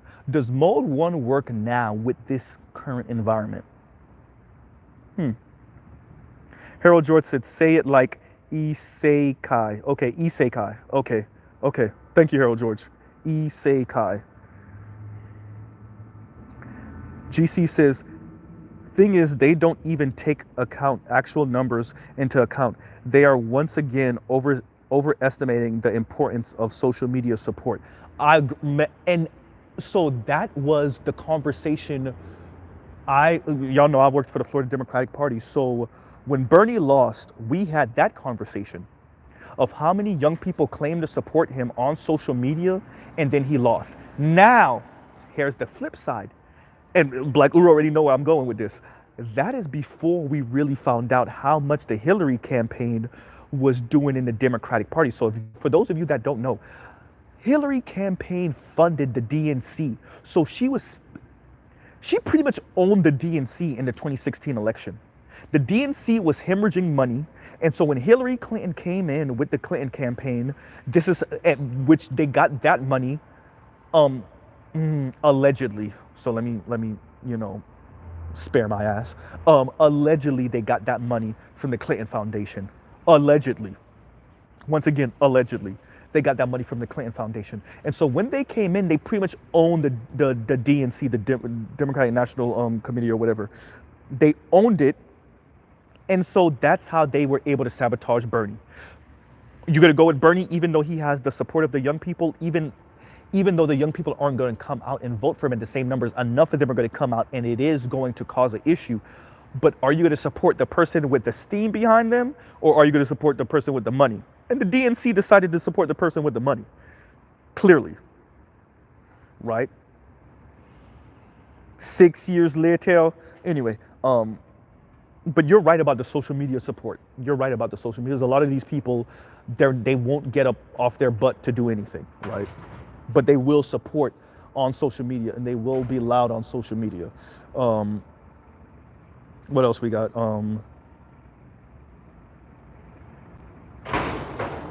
GC says black women and black LGBTQ will make that video go viral, right? TJ says the small margin is magnified. Look at the commercials with black men. They're showing his partner as another dude, or it's STD commercials. TJ, you ain't it, but you ain't it. Oh, Tom Robinson, I'm here. Listen often. Thank you, brother. Thank you. Thank you, brother. Whitewater, right? Whitewater. I don't know anything about Whitewater. Give me some details. Right? But yeah, so man, this like I said, chaos is the new normal. If Sergeant Willie Pete ever comes up on this video, I just want to tell him, brother, I hear where you were coming from, and for those of y'all, go check out Sergeant Willie Pete's most recent video when he speaks about the gig economy. The only part I'm really disagreeing with him on is like black men are the best positioned, and I kind of even understand where he's coming from with that. I guess now I'm just, what they call it, like stripping. It's not stripping hairs, right? But I'm not fully disagreeing. What I'm saying is, even if black men are in the best position, it's still going to be complete and total chaos. I keep on coming to maintaining a society, right? And I think actually Sergeant Willie Pete and me are in agreement with this. Overall, so if I already started using profanity, so I'm just going all in now. And I'm pretty sure if anybody got young kids, their kids better be asleep by now, right? So this is not good. This society ain't, you can't maintain a society like this. And this actually goes to something that Yanis Varoufakis. So for those of you that remember who Yanis Varoufakis is, and for those of you that don't, Yanis Varoufakis was the Greek finance minister during the recession, right? And he was the one that pretty much told the European Union and the US and IMF and the World Bank to go F themselves, right? That he was not going to sign the paper of essentially, what's the word I'm looking for? Oh, it's right there. Austerity measures. Boom. He wasn't gonna push these type of austerity measures on the Greek people, right? So Yanis Varoufakis calls this techno-feudalism, kind of the era we're living in, where like these tech companies and like I don't even know what a tech company adjacent is, but I want to cover a wide net with this. The tech companies and the tech company adjacent companies, they're eating up everything, and they're like because once again, like I was saying before, our institutions aren't keeping up. They're disrupting things that our forefathers fought for. And I mean American forefathers, obviously that includes black ones, for centuries. All the labor right laws, all of that. So they're ripping that apart by proposing that they're coming in and doing something new and revolutionary. But in reality, they're really not. They're just, it's like reinventing the wheel, but like in many ways worse, right? As a matter of fact, okay, for those of you that don't know, Uber hasn't made a profit yet because the investors are pumping it with money so that we can, and I played this on my stream, I think so Nameless did last week, I did the week before, and I played this on my stream where they were speaking about how your rides on Uber are actually cheaper than they should be because investors are subsidizing that. And the hope is that when cars become automated or we get more self-driving cars, that they will have cornered the market so much so that now they can let those drivers go and now they can just have self-driving cars come pick you up from your house and bring you to where you need to be, or vice versa, right? And I'm saying all of that to say that's we're slow walking into that, and it's just tearing things apart. And so when I listen to Sergeant Willie Pete speak about the gig economy and how black men are in the best position, because I mean we've never really had the society kind of have these guarantees for us, which I agree with him on all of that. Everything he said about how white men aren't ready for this, I agree with him with that. Like I said on the video a few weeks ago where I was speaking about the white manosphere, welcome to hell, right? Welcome to hell. So I agree with him on that. I'm saying even if black men are more used to living in the shit, right? It's still not good. White men being down here with us too, if it's not going to force them to change kind of what's going on and to push back on what Yanis Varoufakis calls the techno-feudalism, if it's not going to do that, then there's no, then it's pointless. All we get to do is be like, haha, now you're here too. And that might feel good psychologically and mentally, but like outside of being like, haha, right? Or how does, what's his name say it on The Simpsons? Right? Like outside of that, no point, right? So, but but I agree with him. Like both of us agree that this is not good for society. This is not. Think about what we're saying, bro. We're saying that people are gonna piecemeal, and me and Black Uru actually had this conversation. We're saying that people are gonna piecemeal gig jobs together with no healthcare, because most people healthcare is tied to their job, right? So you're gonna be doing 2-3 different gigs. You're gonna be working for Instacart, Uber, and Uber Eats, right? And then let's throw you a bone. Let's say you got a house that your mom or your dad left you, and then you're gonna be Airbnb-ing your house. Like, you see what, or maybe Airbnb-ing a room in your house. Like that's your life. like do you see what I'm saying? So like, and I just threw you a big bone with the you had your own house, right? So like that's what I'm saying. Like this is a race to the bottom, and I really when I listened to Sergeant Willie Pete speak last night, I heard it last night. I was at work and I was too tired, and I so that's why I couldn't respond to it like then, because I was so fresh with some of the ideas that I had about that. But this is a race to the bottom, and like I think we've allowed this profit over everything, these fiduciary, you got to look out for the shareholder type crap. We've allowed this to run amok so much that now we're racing to the bottom, because these people are trying to get every single penny they can, right? And this kind of goes to something that Nameless speaks about, where like that slave plantation model, where like you started off messed up, and so now you got to continue all the way to the end, because you started off being a glutton for free labor, or the cheapest labor humanly possible, right? And so now you got to keep on with that. This is how you could follow that line of thinking from that plantation all the way up to like jobs going overseas, all the way up to some of those jobs coming back because now they can be automated. So instead of paying somebody 50 cents an hour in Indonesia or whatever the hell, you could bring it back home over here because you're gonna pay a lump sum of like $250,000 per machine, but then those machines are gonna pay themselves off in 5 years. And then it's just pure profit after that, right?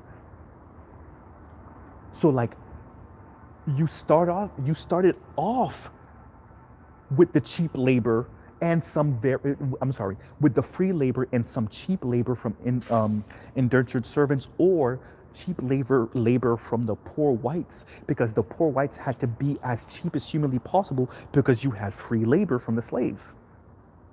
You started off like that in America. And then when America surpasses the European powers in production and its economy, then the American model becomes the model. This is also why whenever the IMF or the World Bank hands out loans to these developing countries because they screwed their economy, the first thing they do is austerity measures. Yeah, all those social welfare programs and all that other crap, cut that out. Privatize as many things as humanly possible, right? And by the way, with you privatizing things as much as humanly possible, we're gonna need you to do deals with our American corporations and have your people building our phones or mining whatever the hell for as cheap as humanly possible. So it's not just privatizing everything so you could pay us this money back plus insane interest. It's privatizing so that we can bring in our companies and corporations to pay your people peanuts. Oh, and by the way, we'll build a road or two or a railroad or two, maybe. Here's a hospital, maybe, right? So like, that's what I'm saying when I say the gig economy thing. Like, it's not this, it's a race to the bottom, everyone. I know, some of the brothers hear me and they know my politics. I don't shy away from my side of the political spectrum. But even for the conservative brothers, you gotta know that most black people are working class and poor. So maybe you get to benefit, right? Maybe your immediate circle might even get to benefit.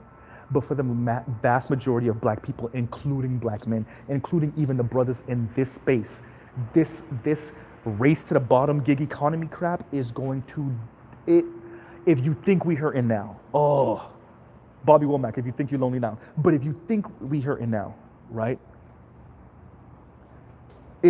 Oh man, this gig economy thing ain't pretty, bro. It ain't. And like I said, I think Sergeant Willie Pete and me are in agreement with that. But I'm saying even though black men are in the better position, woof, boy, man, I don't know what. So what? We're standing on top of the pile of crap, right?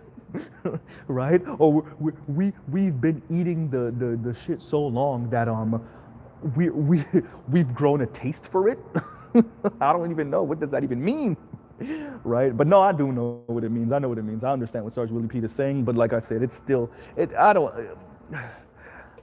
I'm not gonna get off on being like I got on the white dudes a few weeks ago with the welcome to hell when it came to the conversation of relationships and stuff like that. But this race to the bottom with the gig economy, outside of being like like you're here too, right? Like the man dark life, right? The man dark laugh, better yet. Outside of getting off on seeing them be in hell with us too, yeah. And then not even all of them, like working class white dudes. It won't even be the elite that started the crap.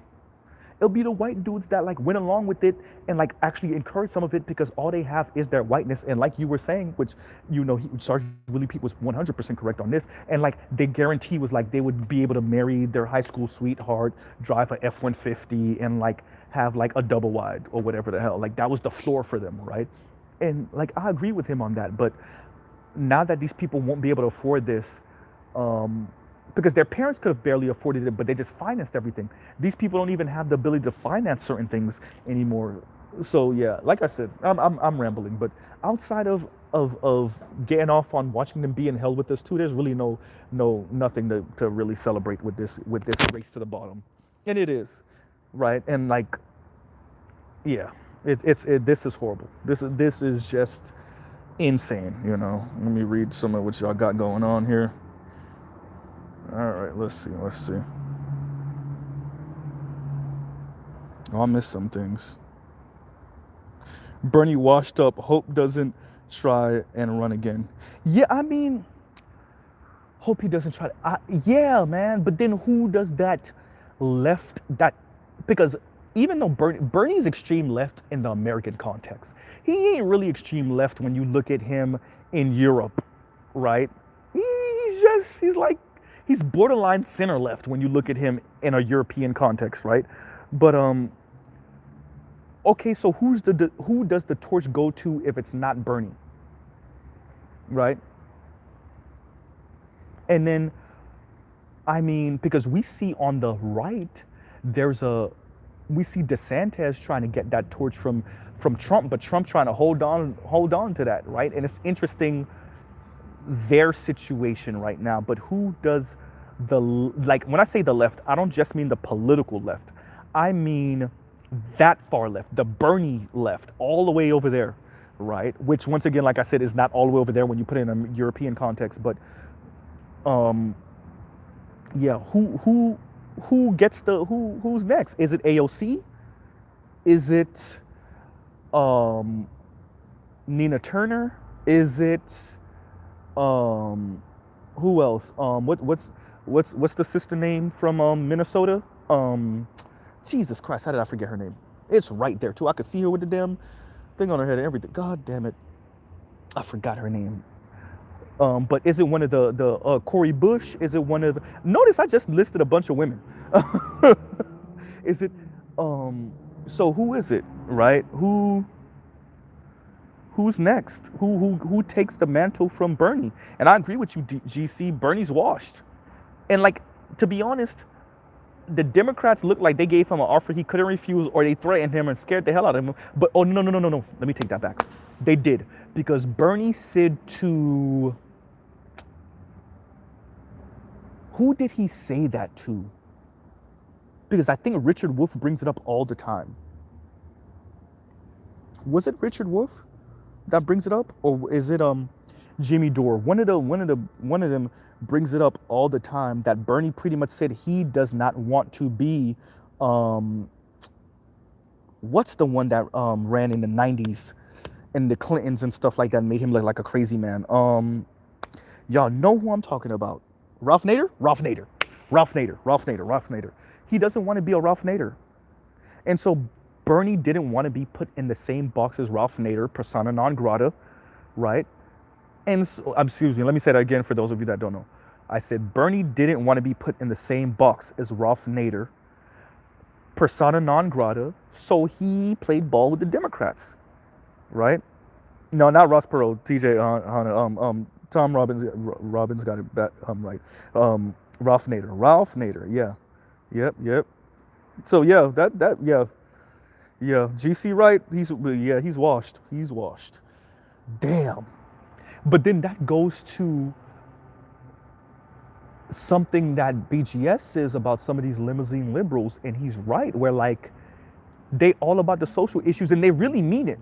I think some of these people really mean. There's people that's like virtue signaling. I'm not talking about the virtue signalers. I'm talking about the people that really mean it. But then when they put that pressure on you, though, when they say, "Hey, bro, we can run somebody on you." Yeah, Bernie, you've been making money for how long? You've been a senator for how long, bro? You've been making money for how long? You know we can run somebody against you, player. You know that, right? You done got used to that money and that lifestyle, Bernie. We could run somebody against you, right? We can make you look real bad. So you want to play ball and like, there's that. And so, hey, eventually you're looking sick. Shout out to Oliver the Great. Oliver the Gray says, unions matter. They do. Now we can have a different conversation about unions chipping off money, unions not being strong enough. I mean, I think only like what percentage of the U.S. population is union? I mean, the U.S. workforce is unionized right now. Last time I checked, it's like less than 20%. Is something stupid low. It's not a third. It's less than that. It's something. What is it? It's something stupid low. It's something dumb low, right? And so yeah, I mean, if unions do what they say on paper, they're supposed to protect you from like the ravages of the market, right? They're supposed to protect you from your boss in whatever company or even public sector job you work, and them asking you to do crazy things and them working you to death and them, being maybe verbally abusive and blah, blah, blah. That's if you unionize. I feel like I'm in a right to work state, right? Florida's a right to work state. I feel bad for those of us that are not in a union and you live in a right to work state. Oh my God. Your protections are like zilch. And God forbid you do a gig job on top of that. Nigga. Jesus Christ. Protections, nothing. I hope you have lube. For real. Oh man, TJ Hanna says, good stream, especially explaining how a lot of work is automated or outsourced. A tip for the next round. You know what? That might be something to cover on a live stream. I want to be careful because I want conservative brothers to know that they could come on my channel also. You can listen to me. Mr. Z's not going to try to push. Y'all know where I stand politically. That's why I didn't hide it, because I don't want to push a particular political message to y'all. That's my thought process, right? So, and I remember Gabe tried to catch me up one time on Art New Style channel and asked me why I'm a lefty, and I like boom, I'm not a lefty because I was raised as a Democrat. I'm a left because of social issues and policies that I believe in beyond just the conversation of gender and relationships and intimacy in the Black community. I do believe there should be a safety net. I don't think that people should take advantage of it, right? But I do believe that there are people that fall on hard times, especially right now. I mean, like COVID-19 to me should have really shaken up the way a lot of people think about a lot of things. And what I saw, frighteningly enough, was that more people got entrenched in their worldview during and post COVID-19, and that's frightening to me, right? So I'm saying all of that to say that might be on a live stream. Obviously people are like, this is a live stream, but I mean like on some of those live streams that I've done where like people come on and whatever, where we might cover the gig economy, automation, and kind of what that's doing to the overall society, and even especially in the Black community, and what that means for Black men, both in position to benefit, and then those that are not in position to benefit from that. Like I said, I don't want to make conservative brothers feel like they can't be here just because I'm a lefty. We could always have that conversation. Y'all are always welcome, especially on my live streams, if it's on topic, to come in and we can have that discussion. I'm not, especially sensible conservative brothers, y'all are definitely always welcome to come in and talk to Mr. Z so we can hash these things out. So you're right about that, TJ Hunter. Thank you, brother. That's something that I definitely got to look into. This downward spiral is like the 2013 book, Enjoy the Decline. I'll look it up. Happening in real life. I'll look it up. Not voting for anyone in the squad. Def not AOC. GC said, F them bees. The squad is full of women, though. Isn't there like one or two dudes? There's like one or two dudes. Do they consider Cory Booker part of the squad? Don't make the joke, y'all, because I thought about what I said after I said it. Don't make the joke. Don't make the joke. I'm a hold the laugh because I almost laughed after I said it. But yeah, isn't Cory Booker part of the squad? I don't know. Not Cory Bush, Cory Booker. Bush is a sister. Cory Booker, I'm not even. It's too easy. Yeah, GC. You see, you made me go on a little side road, and then yeah. What else we got? Ken, what's going on? Barely 10% union, TJ? I thought it was like 13 or something, or 15. Is it barely 10? Damn. Yeah. I'm gonna look that up. I don't know why I don't know that. I actually feel embarrassed that I don't know that. Yeah, I'm gonna look that up. By the way, there's people that's listening right now that really know Mr. Z in real life, right? And even some of you that been hearing me speak for years now. Mr. Z just be looking stuff up. You can ask my girl. Me and my girl are bro, we'll be mid-conversation, be like, babe, look that up. What is percent of what is what? We'll do that. Bro, we will be watching a movie and she'll be like, pause. And we'll have like a 20-30 minute discussion about something we just saw. Or I'll be like, pause. And we'll have like a 20-30 minute discussion about what we just saw. Right? Serious though. Like, I'm that guy. That's why I be knowing the numbers that I know. Like, because I'm one of those people like, huh, what's the actual this and this and that? Okay, it says this on Google. Let me cite that with other things. Okay, so it says it in like 4 different places, so it probably is true, and then I'll go on from there, right? So barely 10% union. Okay, look, we could talk about unions and their BS. We could talk about them chipping off money, like I said. We can have that conversation, you know, or even for some of you that the union was supposed to defend you in a better way than they actually did it wherever you work. But my question always to like black people in particular, so what's saving you from like excuse my language, a shit boss or a shit job environment or work environment? Because let's be honest, like the way these jobs are going, depending on what you do, you can't just get up and go because you don't like your boss, right? Or your boss is being a dick weasel. So like what recourse do you have is the question I'm asking, right? GC said, good job defending your beliefs, dude. In these spaces, try and attack you until you follow the crowd. Right? Right? And like, there's certain things, like I said, gun rights laws, bro. I live in South Florida. I live in Florida, bro. I don't have an AK yet, but I want an AK, like a real AK-47, just to have. I hope I don't ever have to use it, but like, I'm not joking. Like, I really want one. Like, for real. Right?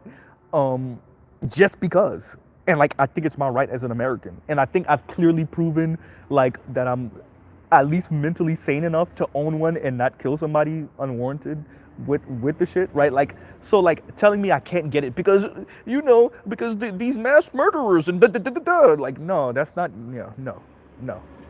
So it's certain things that I'm definitely, wait a minute, no, they already picked it up, so y'all hear it again? Okay, I guess.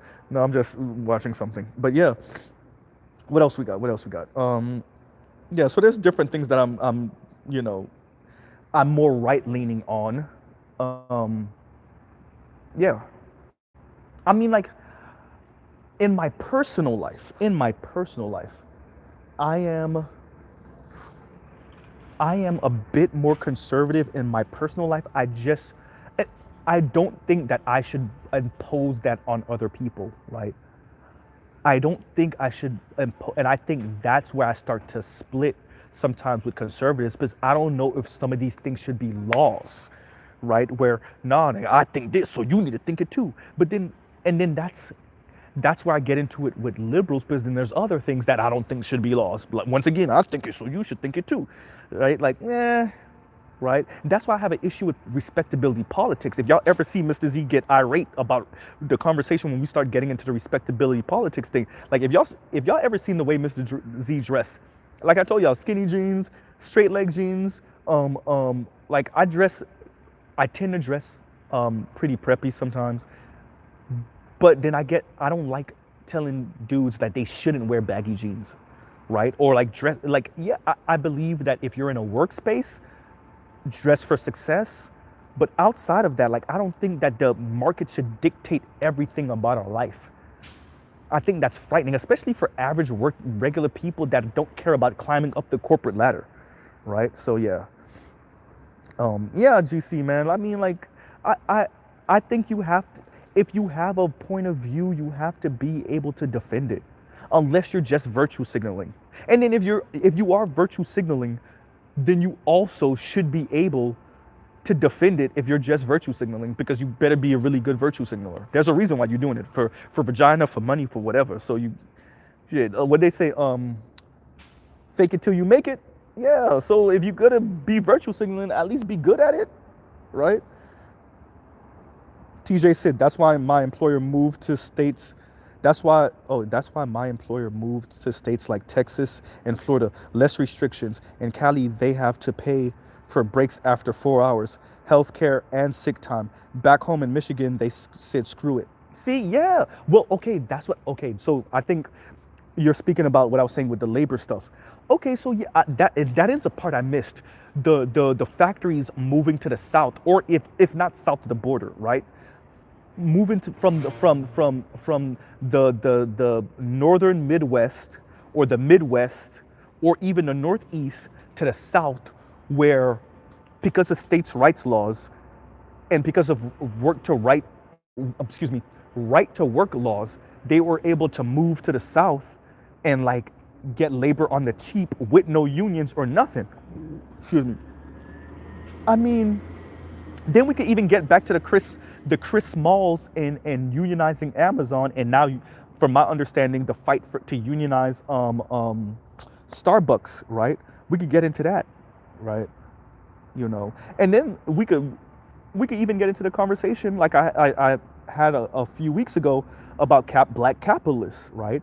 And like, are black capitalists even really capitalists? Because do they own the means of production, or are they just uberly rich or wealthy black people, right? Like, are black capitalists just capitalists in name only, right? Because they're wealthy and they're associated with the people that do own the means of production. By the way, I'm not trying to push any socialist stuff right now. That's a real question for both left and right black people, politically left and centrist black people. That's a question for all three of us. Left-leaning, right-leaning, and centrist black people. Are black people with money truly black capitalists? Right? Does Oprah own the means of production? Does Jay-Z own the means of production? Does Beyonce owns the means of production? Kanye owns the means of production? Or are they a Rihanna, the tech brother that's what?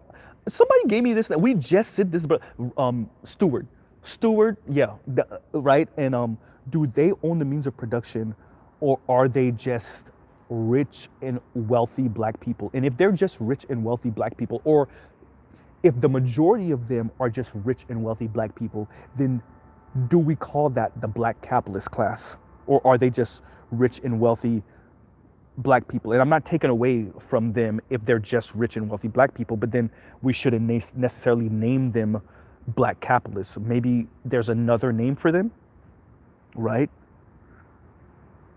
And I don't even think that it should be a negative name or a pejorative or something to be insulting to them, but maybe we shouldn't label them that.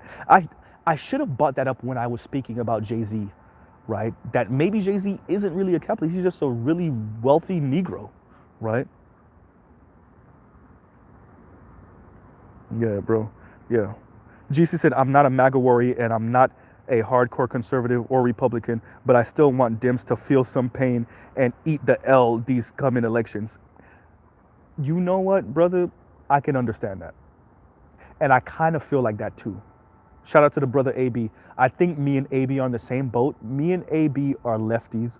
And I think me and AB are on the same boat with you guys on that. We're like, nah, y'all got to eat it. You got to eat this because you've done too much to the overall black communities in America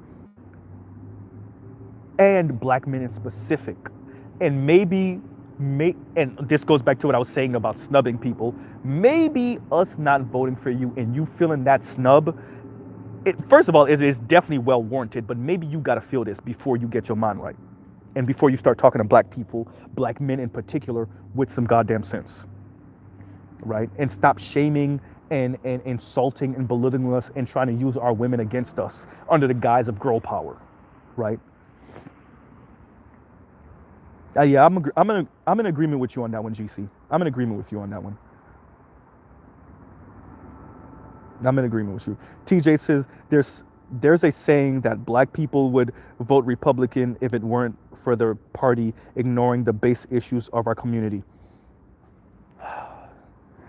Yes, I don't know if we're in the era of the majority of black people voting Republican anymore, but I think more black people would definitely vote Republican. And the Democrats are doing a horrible job at defending themselves right now. Let's just put it that way, even to black women. Because I think the Republicans can make a good go at and chipping off some black women too, especially those stroller divester types. But I think way more brothers that are conservative would vote Republican if the Republican Party wasn't so overtly like anti-black men. And because like we said the other day, the Democrats are demanding that you let go of your masculinity, your traditional concept of masculinity, and then the Republicans are demanding that you let go of your concept of what it means to be black in America. And you can't. So this is where black men's intersectional race and sex or race and gender matters, right? And so when black women talk about all that intersectionality crap, and some of our black LGBTQ brothers and sisters say that, this is where the conversation is for black men, black straight men, is that we're put between a rock and a hard place. Either you don't aspire to be like head of household, I am man, hear me roar, black father, black husband of a black family, and you're proud of your position. Either you let go of that concept on the left, or you let go of the concept of all of the racist crap that's going on and continues to go on with black people, black men in particular, all of the racist sayings that's gonna be said in the right, all of the implied racist shit, and all of the overt racist stuff that's gonna happen on the right. You have to let go of that. And by the way, the left be doing racist stuff too. Let's not even pretend. I'm not even gonna give them that pass. But the overt racist stuff on the right, you would have to like ignore. And I don't know if black men really want to sign up for any one of those two, right? Like, middle fingers to both of that crap. You got to drop your race, or you got to drop your gender identity, right? Yeah, nah, bro, nah. Own means of production. They have names but no distribution centers, etc. You sounded like Tone and Yvette right now. Did I? Oh, that's interesting. I haven't listened to both of them in a little. Well, I haven't listened to Yvette in a little while. I listen to Tone occasionally. As a matter of fact, I want to listen to his I think he did a video on Kanye, and yeah, I saw the thumbnail for that. But Tone usually deletes it and then he brings it back because he edits it and put in the little screenshots and stuff like that to reference what he's speaking about. I think he did that, and so I'm gonna wait if he didn't post it already. But I'm gonna wait until he posts it again, and I'm gonna listen. Yeah, bro. Did I? I mean, yo, these things matter, bro. And like I think that's why I refrain from being too individualistic, because I think we live in a society, in a country, like, as a black man, I don't think we have the luxury of just worrying about you. Okay, I think this is the best thing, best way to describe it. I think there's a certain level of self-interest that you need to make it. You gotta be selfish to a certain extent as a black man. But I think when you start swimming in the waters of the sharks and you realize how lonely it was because you used your own selfish desires to get you to where you are, and I think you need to do that. But then you find yourself in the spaces with the sharks, and the sharks are individualistic too, but they have teams. If that makes any sense. I know it sounds like it contradicts itself. They are individualistic too, and they use some of that same selfish mindset to get to where they are. But remember, the system defaults to them anyway, to the white racist sharks anyway, right? So when I say teams, I mean, like I said, the system defaults to them so they can afford to be that selfish, right? Because they say what the top is lonely, being on the top is lonely, but like the system still defaults to them. It doesn't, right? So like when you get there and you're by yourself, you're really by yourself, right? At least that's my estimation. Obviously, I'm not on the top, so I don't know. So you could take what I just said with a grain of salt, because I don't know. Right? Yeah, man. Yeah. I didn't mean to sound like Yvette and Tone just now, but if I did, I don't, I mean, I don't know if it's a bad thing. When you start talking about race and class and gender and money, um, and relationships, both platonic and intimate relationships, right? Um, like I said, um, this the title of the video, chaos being the new normal. Um, and there is a interview with Adam Curtis and Russell Brand, and Russell Brand was essentially saying he caught himself watching Fox News and agreeing with it for a few minutes, agreeing with and I think he was talking about Tucker Carlson, but whatever. And Adam Curtis responded to him by saying, and Adam Curtis is the documentarian, for those of you that don't know. And Adam Curtis said, yeah, because essentially these things are fraying. And so like there is no hardcore, and maybe this speaks to something I was saying earlier. Um, and it's a conversation I was having with somebody else earlier today on the phone, um, or earlier tonight on the phone, where like, is there a true left or a true right anymore with what's going on in our current society? Because like me and BGS was trying to inform y'all the other night, a few nights ago, like Donald Trump is a liberal Republican and Joe Biden is a conservative Democrat. Don't let Fox News and Newsmax and all that other crap fool you and the Blaze fool you. Biden is a conservative Democrat. He is a blue dog Democrat. He is a Dixiecrat. Right? He is a Dixiecrat. He's not one of these. Him and Bernie are not the same people. And I know even brothers in this space who I like think like they put them in the same camp. They're not the same people. They're not. Like don't get it misconstrued just because there's certain things that Biden's administration might be advocating for that you dislike. But Bernie and Biden are not the same people. Right?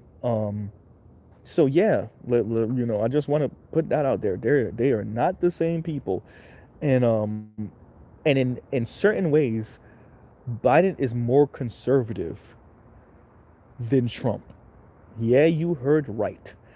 Don't let Trump's administration misconstrue or confuse you to who Trump is. Not his administration, because Trump's administration was well, not bunch, but there was a lot of neocons in Trump's administration. But that's not Trump, right? Same thing with Biden.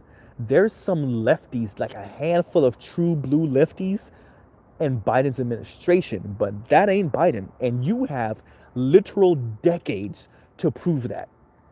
You have decades of Biden's public service, whatever that counts for, that shows that proves that, right? So don't get it misconstrued. If it was up to the lefties, Obama would have never said, I'm what stands between you and the pitchforks to the banks. Right? So, and remember who his vice president was during those times. Joseph Biden.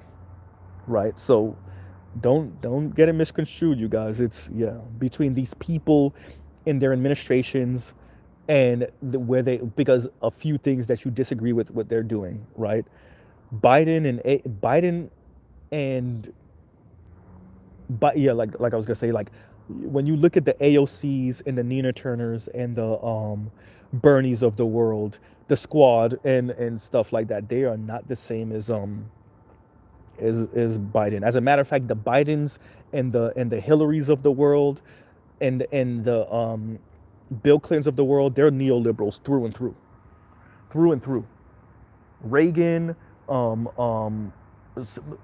Carter's administration was probably more neoliberal than he was, but from Carter up until now, you've gotten nothing but neoliberal presidents, both left and right. And I think that's why it's hard for us to necessarily, I just sound like Lazulu, shout out to Lazulu. It's hard for us to necessarily make the distinction sometimes between their policies because you're dealing with neoliberal presidents back to back to back for the better part of like 40 plus years now. And all that means is marketplace valuations of everything and deregulation of everything. And yeah, so the excuse me, right, the deregulation of markets going from Carter on up to now has also filtered into our social discourse. I mean, we literally talk about dating market. Where you think we got that whole market, everything, marriage market, dating market, housing market, market. That's all a function of neoliberal language, right? Biden, Alonzo Griffin says Biden is just like Joe Manchin. Isn't he? Isn't he? Man, yeah. So, yeah. Chris Moe says, I was doing some research on the presidential candidates for the next election because I plan to vote for the first time, and it had been Bernie Sanders as independent now, wasn't the Democrat. Yeah, I mean, if we had more than two real parties in this country, I'm pretty sure Bernie would have ran on another ticket, ran in another party, better yet. But you know, shout out to the brother, the Roger Report. Me and him have conversations about voting third party, and like, yeah, and also, I've spoken to Dr. Thunder, and Dr. Thunder made a response to one of my videos, speaking about voting third and how he's a third party guy. So yeah, I could see it. I could see it. Like I told y'all, I'm a lefty because of social policy. Regardless of what the hell the women are doing. And I know the women, black women in particular, are doing a pretty good job at trying to hijack the Democratic Party to work in their favor. They're trying. The Democratic Party is giving them little crumbs off the table. So it's not lost on me what the Democrats have allowed and actually pushed for the left. I mean, for the women, for black women in particular. So don't get it twisted.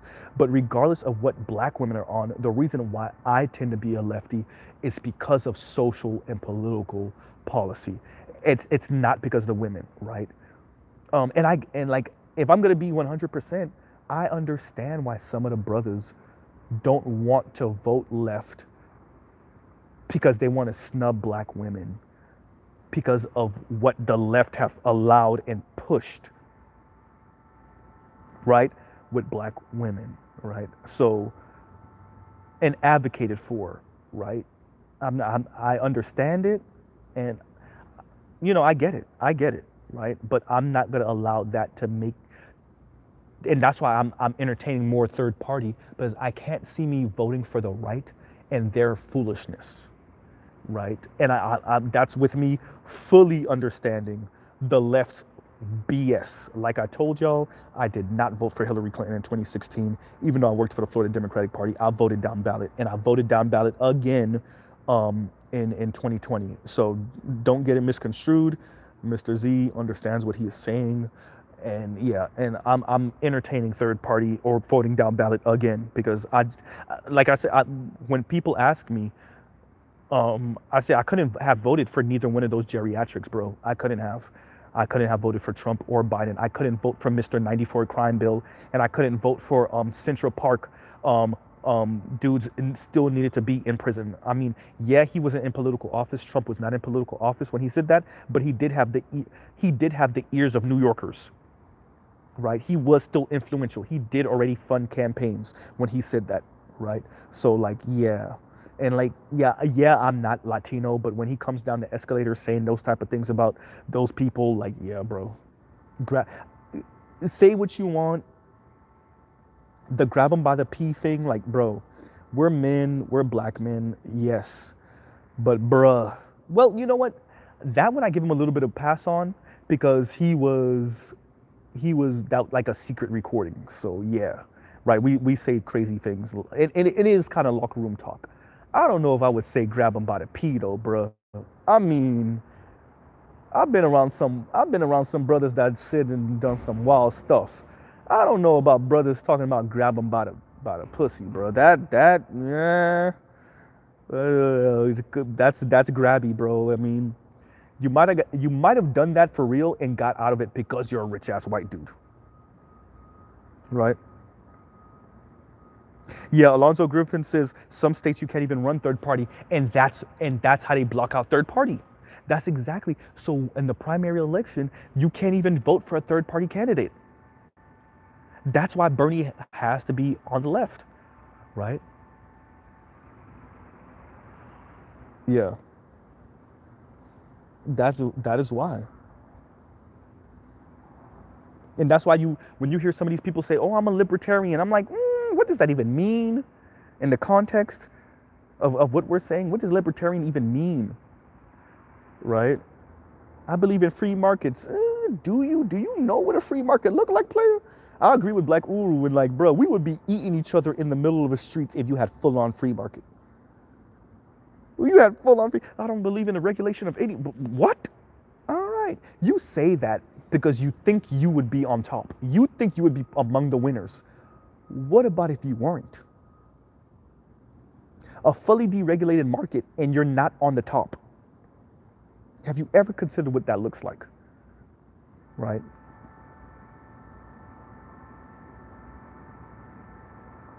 Alonzo says I'm more focused on local politics, for real though. For real though.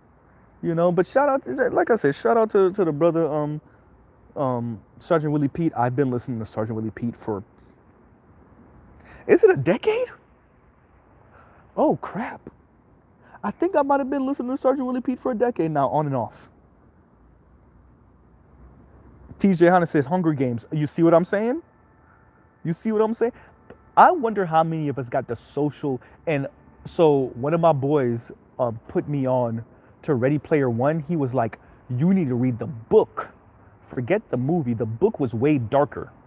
The movie didn't capture how dark it was, right? And I'm thinking about that with Hunger Games, right? Because Hunger Games, I was told the same thing about Hunger Games. I don't know why. I kind of like those social dystopia type of things because I think that's kind of where we're headed. I think that's where we're headed. Like technologically beautiful, especially if you're among the people towards the top. But socially, blah.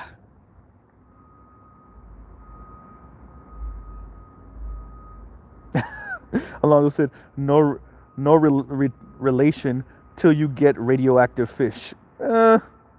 Hysterical. Right? But yeah, man. And so I'm about to close it out, you guys. Ladies and gents, if there's any women listening, thanks for listening in. Man, Tom Robbins says Hunger Games was weak sauce compared to Battle Royale, which is what it ripped off. Okay. If you like those series, try Dune. Dune Battle Royale. Okay, I got you guys. Dune and Battle Royale. Moonfall, is that the movie that I wanted to watch? Yeah. I think I've seen the thumbnail for that. I want to watch that too. I don't think it has anything to do with the series we're talking about, like the kind of dystopian series, but I saw the thumbnail for that and I was interested. And I'm probably gonna watch it depends on the movie or the series. Sometimes I watch no spoiler reviews to see if I want to watch it, and I think I'm gonna do that for Moonfall and I'm gonna check it out. But okay, so I got Dune and Battle Royale, yeah.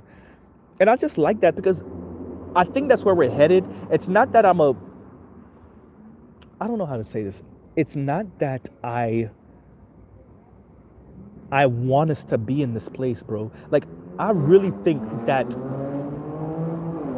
especially in the developed world, we have the science and technology to make our planet borderline a utopia. We have the science and technology from everything from agriculture to textiles and clothing to modes of transportation to how fast we can put up a building now, and how not only how fast we can, but how durable it can be dependent on the environment, right? Hurricane resistant buildings to earthquake resistant buildings to, I don't know about tornadoes, I don't know about that yet, but blizzards and all of that, right? We have these things now. But because of greed and because of not just greed, but like unleashing that greed, because I think human beings have that part of us, all of us. But I think when you incentivize that for decades now, you get to the place of like planned obsolescence. You get to the place of like people holding back technology because they don't know how to profit off of it yet, right? And I don't, yeah, I don't know. And so that's why I think I like watching those type of movies and series and television shows, because I think that's where we're headed, you know. Unfortunately, I think that's where we're headed, you know. And that's sad, because I think we have the technology to literally, and especially like now and in the foreseeable future, oh man. Oh, yeah, bro. Yeah, you know, but that all depends on what human beings value most and where we're going with, and this is where gender relations matters, right? Between men and women, you know, specifically heterosexual men and women, because frustration and anger and resentment can get us to the place where we develop the technology to never have to deal with another biological woman or man ever again, right? And I don't want us to be that frustrated with each other. But it looks like it's already happening. So yeah, there's that part. There's definitely that part. But yeah, you guys, so I'm gonna close it out. Thanks for joining. Love, peace, and chicken grease. Shout out to Sarge Willie Pete. Like I said, no voting, no fucking is retarded and insulting and belittling and crass, obviously. Stop trying to appeal to black men like that. It's garbage. And then the White Lives Matter shirts, yawn. A bunch, once again, trying to trigger black people. Yeah, just to me, it's lame and corny. I guess you made a statement, whatever, to Kanye and to Candace Owens, whatever. But yeah, everyone have a good night, rest of your night. Thanks for joining in here with me. Like I said, peace and chicken grease. Mr. Z out. Thanks for everybody for joining in. And I'll pause right there. All right, you guys.